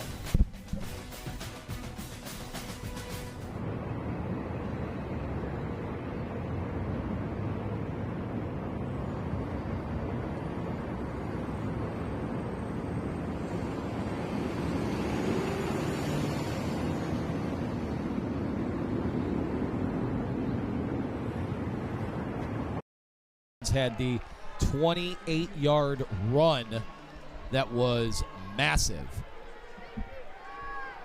And so now that punt ended up being decent enough. Bowling Green will start at their own 23-yard line. And we expect to see a lot of this, running the football. And a nice carry on first down for Chris McMillan.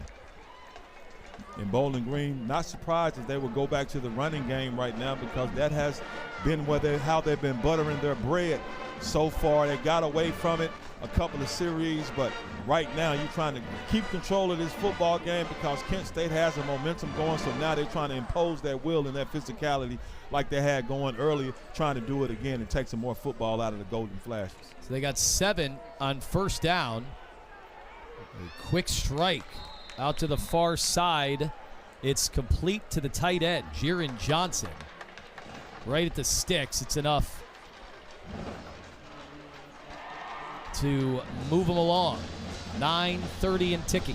And I really like what Jiren Johnson has shown and given us today, man, because we could talk about him catching balls and getting yards out the catch, but he's played a complete football game because we've seen him do some great blocks on several plays today, aside from him catching the football. And the Falcons content to take their time. Comes a run blitz. They had him dead to rights behind the line of scrimmage. Staying on his feet, McMillan survived. That's what we talked about. Kent State has been doing a good job of getting to the ball carrier but not being able to finish. But you have to give Bowling Green, these ball carriers, a lot of credit. Great hit, but you can't wrap up. You don't wrap up. And Chris McMillan not dying easy at all. That's Terrell Miller coming in here. He read it perfectly, got there, but not able to make the tackle. And you miss out on McMillan, and McMillan misses out on everything and break a tackle and able to pick up 5-6 yards. 2nd and 6. They'll throw. And ball is on the ground. Near disaster for Bowling Green. May was flushed out. He lost the football. Fortunate enough, his teammates took care of him. And that's just great play by Kent State. You see Baron May trying to pump fake, but they're able to get that ball back, and that's Jyron Johnson hustling a little bit, but Antoine Campbell Jr. making plays, and Bowling Green able to survive something that would have been disastrous. They had 3 fumbles in this game, 2 from Kent State, 1 from Bowling Green, 3rd and 17. And that play blown dead, fortunately, for the Falcons. They got a timeout off. They're first. It'll be 30 seconds in length. Please set the clock to 7:34. 7 minutes, 34 seconds. That turns out to be a very fortuitous timeout call from Eddie George there on the Bowling Green sidelines. That play was another disaster. And so what do you call when you got 3rd and 17 and 7:34 to go from Eddie George? And what a joy it was to catch up with him this week. This is a guy who could be doing anything. I mean, he's been on Broadway, right? Owns companies. He's somebody who has an incredible career, the Heisman Trophy, and here he is coaching football back in the Buckeye State. Well, you know what? You can do a lot of things, but when you love something and he loves football, this is what you want to come back to, and he wants to be just as great as a coach as he was as a football player. They elect to go with the ground game and trying to stay on his feet, but Baron May goes down, and Kent State gets their stop.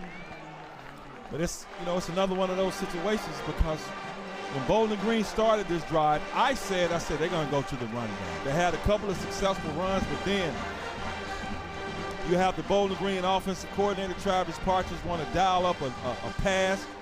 That almost turned into a disaster. So now they're behind the sticks, 3rd and long, and now they're in a punting situation, and another punt that goes off the side of his foot. Well, we've seen a few of those from the punters today. John Henderson, not his best effort there, and with 6:49 to go, Kent State here at home. We talked about an energy with both of these programs. They'll try to find that energy down the stretch with a chance to take the lead.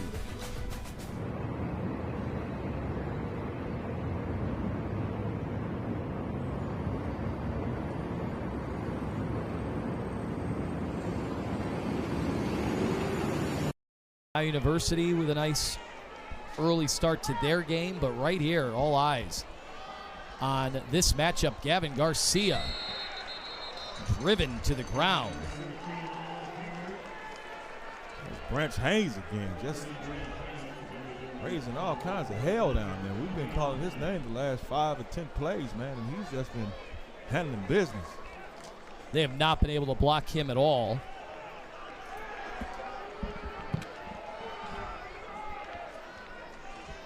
A guy like that can mess with your entire playbook.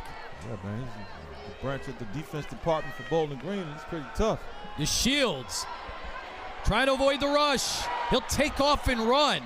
But the fans, they wanted him to turn it upfield quicker, but he wanted to give his receivers every last opportunity to free themselves up. But when I see Drew DeShields move like that, I'm still taken aback. I still want to wonder how healthy is his hamstring.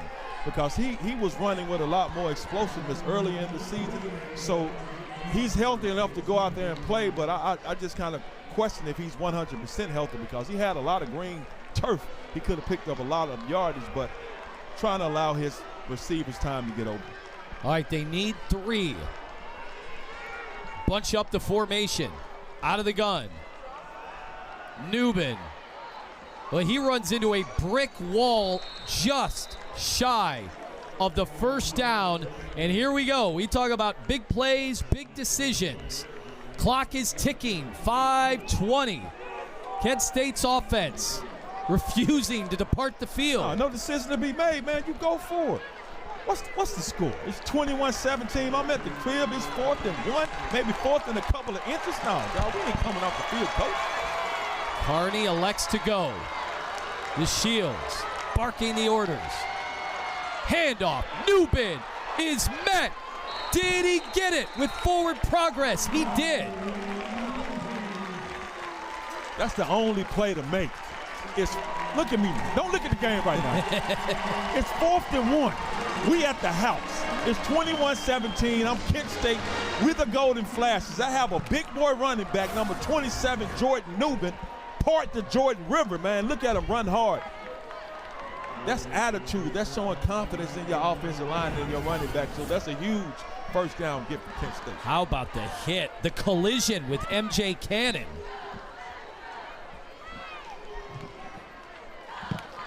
4:15 to go. Down 4. DeShields feeling the pressure. Ball in the air. It's caught. Cade Wolford down to the 10-yard line. And Kent State back in business again. That's what happens when you show confidence in your offense. You go out there like, we're not punting, we're not coming off the field. We're going to go for it. You pick up a first down, you have that confidence, and they come back, Cade Wolford strikes him. 40 yards on the reception. Garcia, that time is subdued. 3:50 to go. And look at this, and Drew DeShields knew where he wanted to go right off the bat. You got Cade Wolford, no one accounts for him, wheel route and wide open. Just a huge play for Kent State and a huge possession right now, just yards away from going up in this football game for the first time. DeShields, 3:21. Clark, the throw, in the end zone. The trick play pays off. Touchdown, Kent State. DeRealis to Harris, who redeems himself after the costly drop earlier today. And what did we say before this game? DeRealis Clark makes people say, damn. And right there, he made Bowling Green say, damn. You have Jacob Harris, who missed a touchdown earlier, making go forward right there. The trick play to DeRealis Clark. We've seen him throw a pass earlier this season, throws another one, but this time it's for a touchdown. Extra point from Will Harisco is good. A 3-point edge. They are having fun at Dick Stadium here at Kent State. They called it the playbook when DeRealis Clark is on the field. And now you know why. Look at him, man. You bring him around on the rocket sweep. Now everybody in their right mind thinking, you got DeRealis, he's gonna make a DeRealis play. And Jacob Harris, great ability to stop where he is and get that ball. Great throw by DeRealis. Not the best, but he's not a quarterback. Got the job done. Got the job done. That's all you wanted him to do was get it there, man. It was a great call by Kent State. Great touchdown. And now they got their first lead of the game, man, and all momentum is on them. How about 21 unanswered points for the Golden Flashes? They are feeling themselves right now. This game was getting away from them. Bowling Green was smashing them in the mouth. Then they got some stops, took advantage of some Bowling Green mistakes and penalties. And folks, don't adjust your eyes. Kent State with a lead. As that ball sails into the end zone. 3:15 to go. So much time. Kent State, they have their 3 timeouts. Bowling Green has 2 plus the 2-minute timeout. Eddie George, Heisman Trophy winner 30 years ago, 1995, and he would love to see a Heisman effort out of his offense and his quarterback right now, Baron May. What a moment to come in your first start. And right now, if you were to ask Eddie George about the Heisman Trophy, he couldn't care less about it because he's all about right now, and right now he wants his Bowling Green offense to answer. Squirts through. Nice opening play of the drive. That time from Austin Dendy. He's having himself a terrific game. And that's the thing about it right now. They don't have to rush. They don't have to be too anxious. They still can do their playbook, which means run the rock because they have a couple of timeouts. You still have plenty of time left, and you're just down a field goal. So if push comes to shove, you don't get a touchdown. You still can get it in pretty good position and field position to try for a field goal. Dendy was rocked, stayed on his feet, and he's going to go down. And Bowling Green going backwards at the wrong time. Right about that. He was able to absorb a huge lick, and that Kent State defense, we talked about matching the physicality. Not only have they matched Bowling Green's physicality in the second half, they've exceeded their physicality, and you can tell by the score and the way things are going right now. 3rd and 4. They get it off before the 2-minute timeout. Caught! Allen Middleton in the open, and he's crossed midfield. Huge 3rd down conversion. And that brings us to our 2-minute timeout. Officially 1:58 on the clock. Kent State 24, Bowling Green 21. But the Falcons are on the move in hostile territory.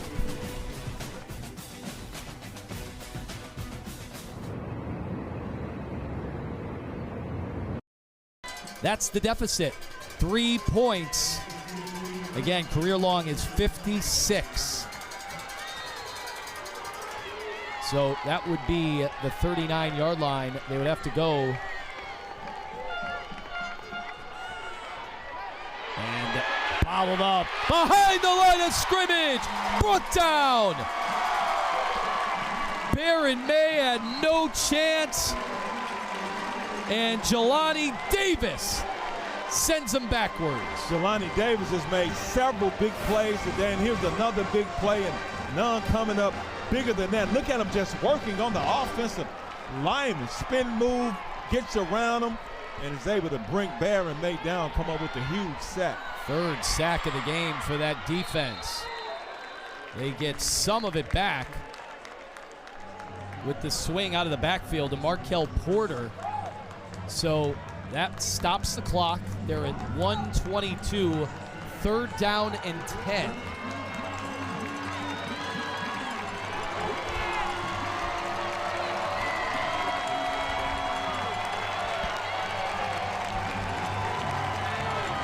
All right, here we go. Fans on their feet.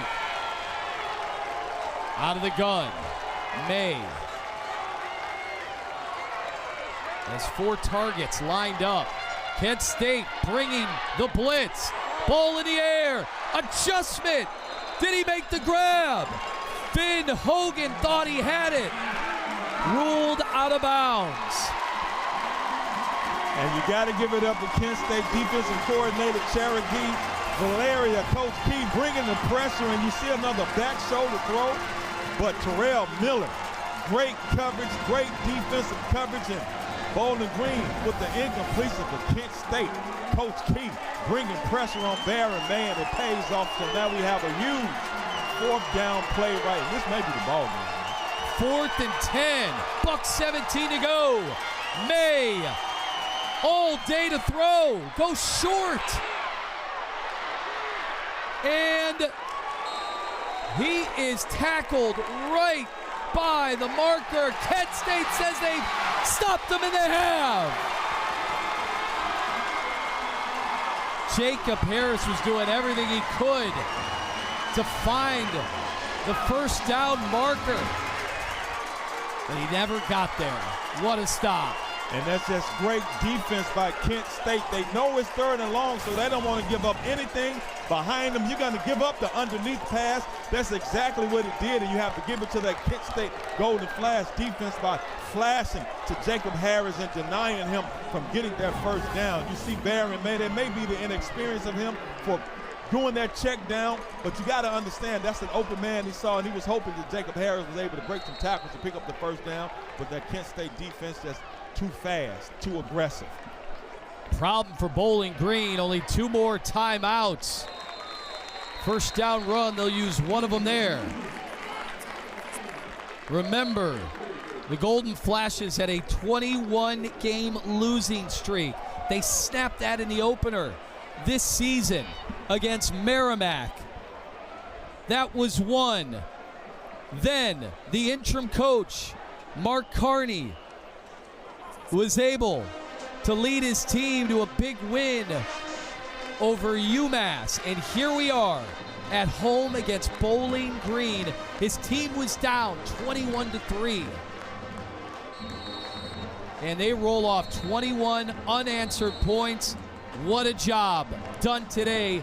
A total reversal of fortune. That's why you keep playing. That's why you stay focused. You don't get down in the game, because as long as you're still playing, you still have an opportunity, and that's what Kent State has been able to do, and been able to turn this ball game around totally in their favor. Well, a near disaster averted and a late flag coming on in. So everybody hold on right now. Bowling Green, they're acting like they have the football. Officials timeout for offensive injury. Well, we have a situation right now. Player is on the field, and this place has gotten quiet in a hurry. So we'll take a look as Drew DeShields right there at the logo with trainers out.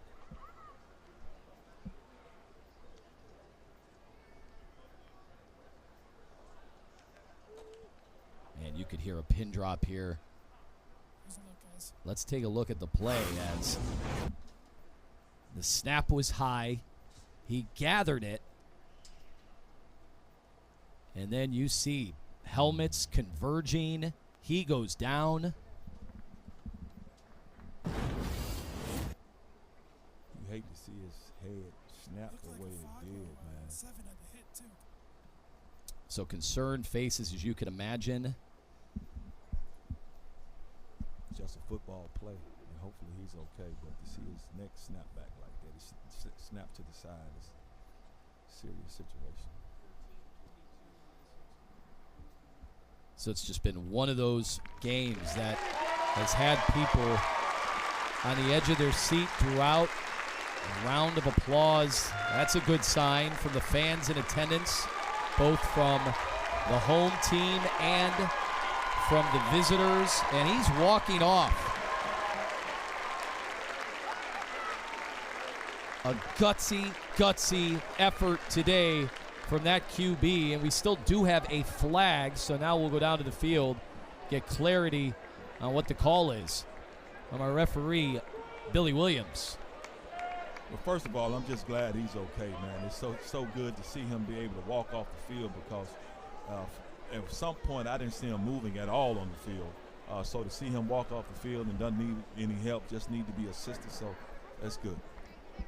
The result of the play is the runner's down prior to losing possession. Holding, offense, number 11.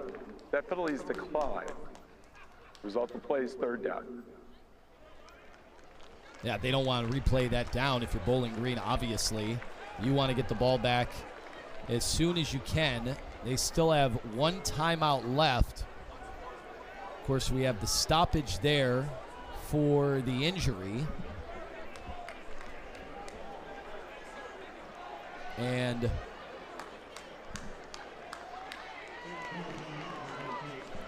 let's see here what Kent State decides to do with it.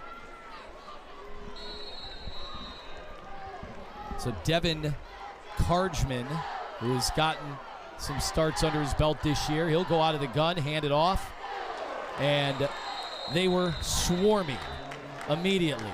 There's a timeout, 52 seconds left. So what looked like a chance for Kent State to salt this game away now turns into a special teams play and an opportunity for the Falcons to get another possession here today. Unbelievable how quickly that happened. It is. It's just the ebbs and flows of this football game. It looks like the door was shut on Bowling Green just a couple of seconds ago, but now they're about to get the ball back with another great opportunity to go down, and they don't need a touchdown. They can just get a field goal to tie this ball game up. So Baron May with a great opportunity to take control of this game and possibly this quarterback position. Kent State has had 4 punts blocked so far this season. They avoid number 5. Punter went down in a flag, and Ridley is tackled way back at the 15. Now, it was 4th and 13, and we'll go down and await the call because there was contact. There wasn't a ton of contact, but there was enough to get the flag. Looks like a running into the kicker, not a personal foul, but still, you got to be careful in this situation. I understand you're going after the block punt because Kent State has been prone to allow some block punts, but Running into the kicker. Return team number 18. That's always decline. Was a play first down. Yeah, you wondered if because that ball is all the way back at the 20, would you take the time again to see if you can get another block? They've seen 4 of them on film, but they say no. We need our offense to get the football, and we need to go. And you need to hold on to them seconds, man. They don't put them seconds back on the clock just because you have a penalty. So Bowling Green not really ready to relinquish any more time. Just hurry up, get the ball to the offense as much time as we can give them. See if they can go down the field and make something happen.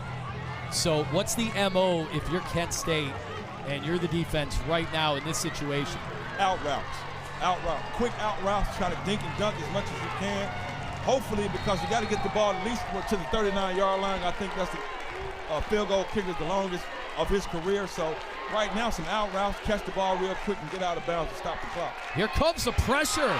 Sending bodies. That ball batted down.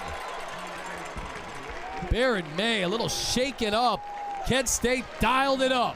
And Kent State not giving them an opportunity to do anything. Like, I know you want to get the ball out your hand quickly, but we're going to bring pressure. They bring some pressure, and it's Jelani Davis again, 9-5, with another big play and another big hit from a big dog. Boy, both quarterbacks in this game are going to be awfully sore. 39 seconds. Here they come again.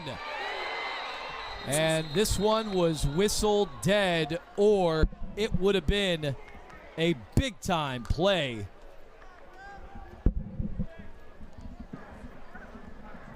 Prior to the snap, the previous play is under review.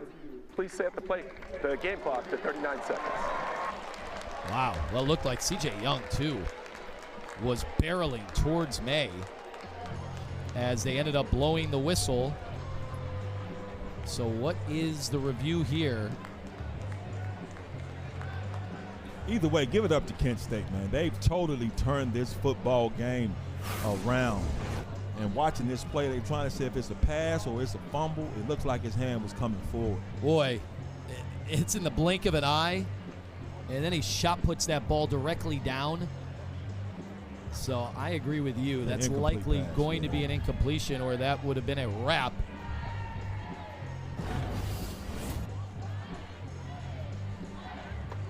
Because there was a clear recovery on the play. That's why the officials want to make sure, and makes sense, right? You're in the final moments of a big game between two conference foes. It's been back and forth.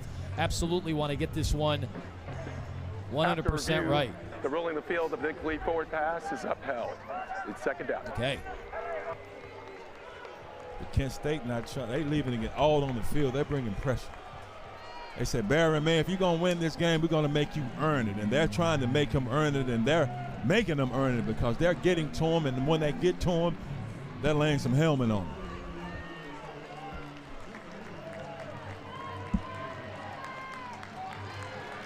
So 39 seconds, no timeouts for the Falcons. 2nd and 10 as we regroup. May tries to get out of there. Flag in the holding area. Incomplete, and the hold here will likely be assessed. And what could accompany a runoff. So, boy, the penalties added up in a hurry for Eddie George's football team today. Yeah, Kent State defensive line coming in with those stunt games, man, the little twists. Catching the Bowling Green offensive line off and snatching Holding. it. Offense, number 55. 10-yard penalty from the previous spot. Remain second down. All right, so they will keep the clock at 32, but they are going in the wrong direction. Now all the way back to the 10.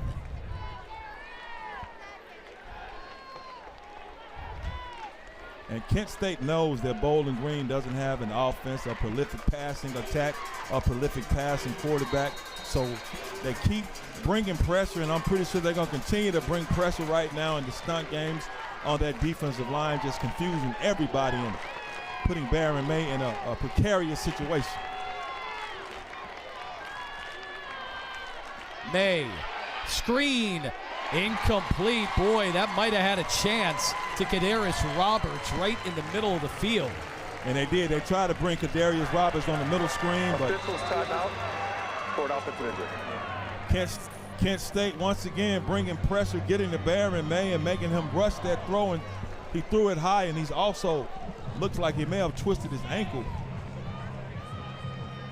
They're rubbing on his shin, but Kent State and Coach Key just put all the pressure on Barron May, and just they got this Bowling Green offense discombobulated. So if he is unable to return to this football game, obviously the situation at quarterback for Bowling Green with all their injuries, they still have, it looks like I see Hunter Name was out there throwing some footballs. Lucian Anderson was not able to go earlier today, and Drew Pine, the veteran who had stints at Mizzou, Arizona State, Notre Dame, we were told there was a chance he could go. They were playing it close to the vest all week, and now as you see, the cart is coming out.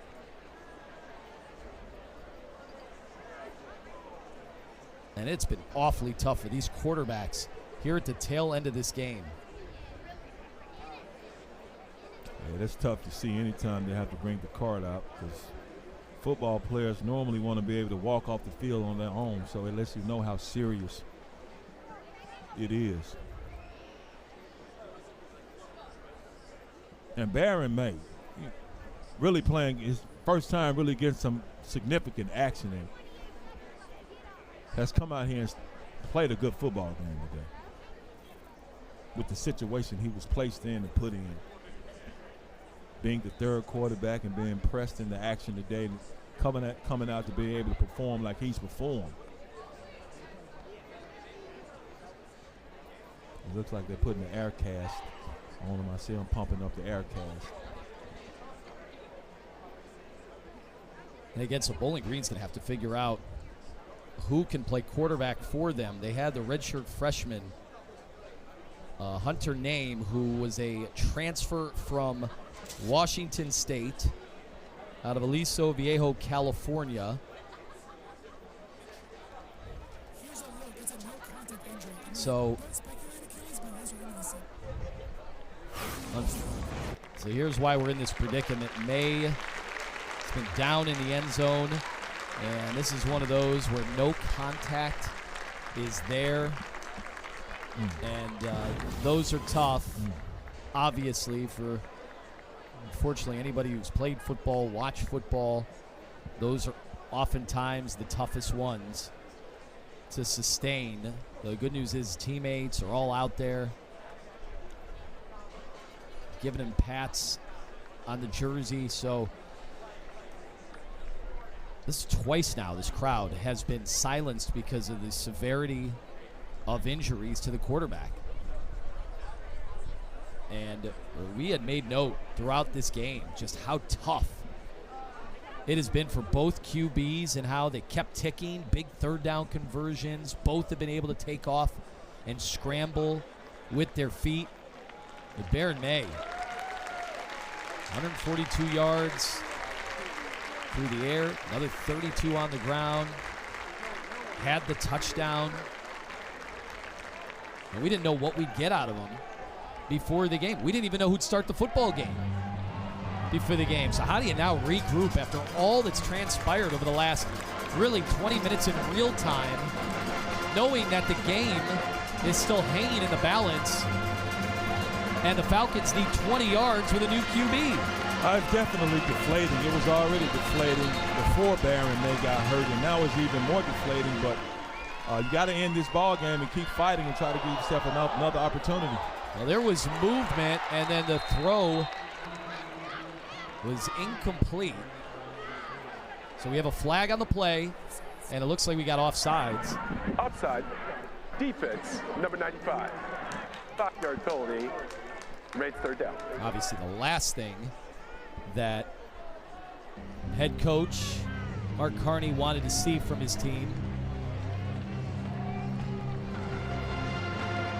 But the way Jelani Davis has been playing offside, you give him a pass. You don't want a personal foul right now. You want him to finish the game the right way. But I understand he's been getting off the ball so quickly and so aggressively all day. Hunter Name in at QB.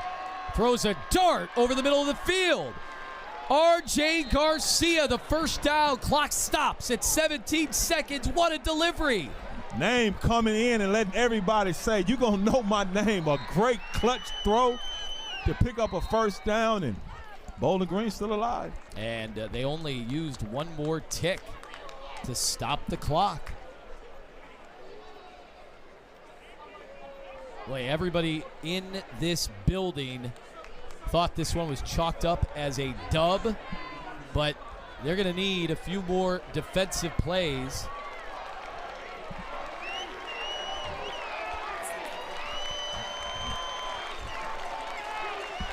Second down and 10.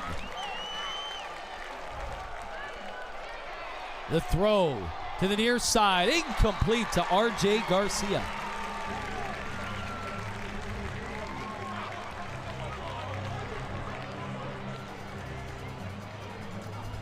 Got somebody else laying on the field.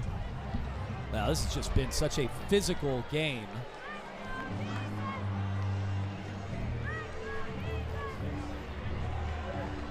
Just want to make sure to pronounce the young man's name correctly. Najum. For Bowling Green. That's one of those. We were told 3 different guys could play today, and he was not one of them. So he delivered that huge strike. 10 seconds, 3rd and 10.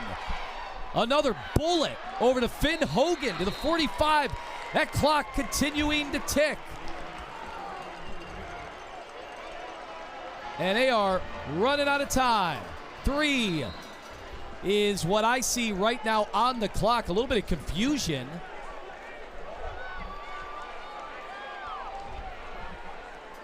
So we could get the Hail Mary attempt here to end the game.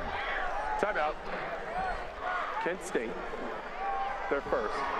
So 30 seconds left. Golden Flashes will use that timeout to scheme it up for what will likely be the final play of this football game.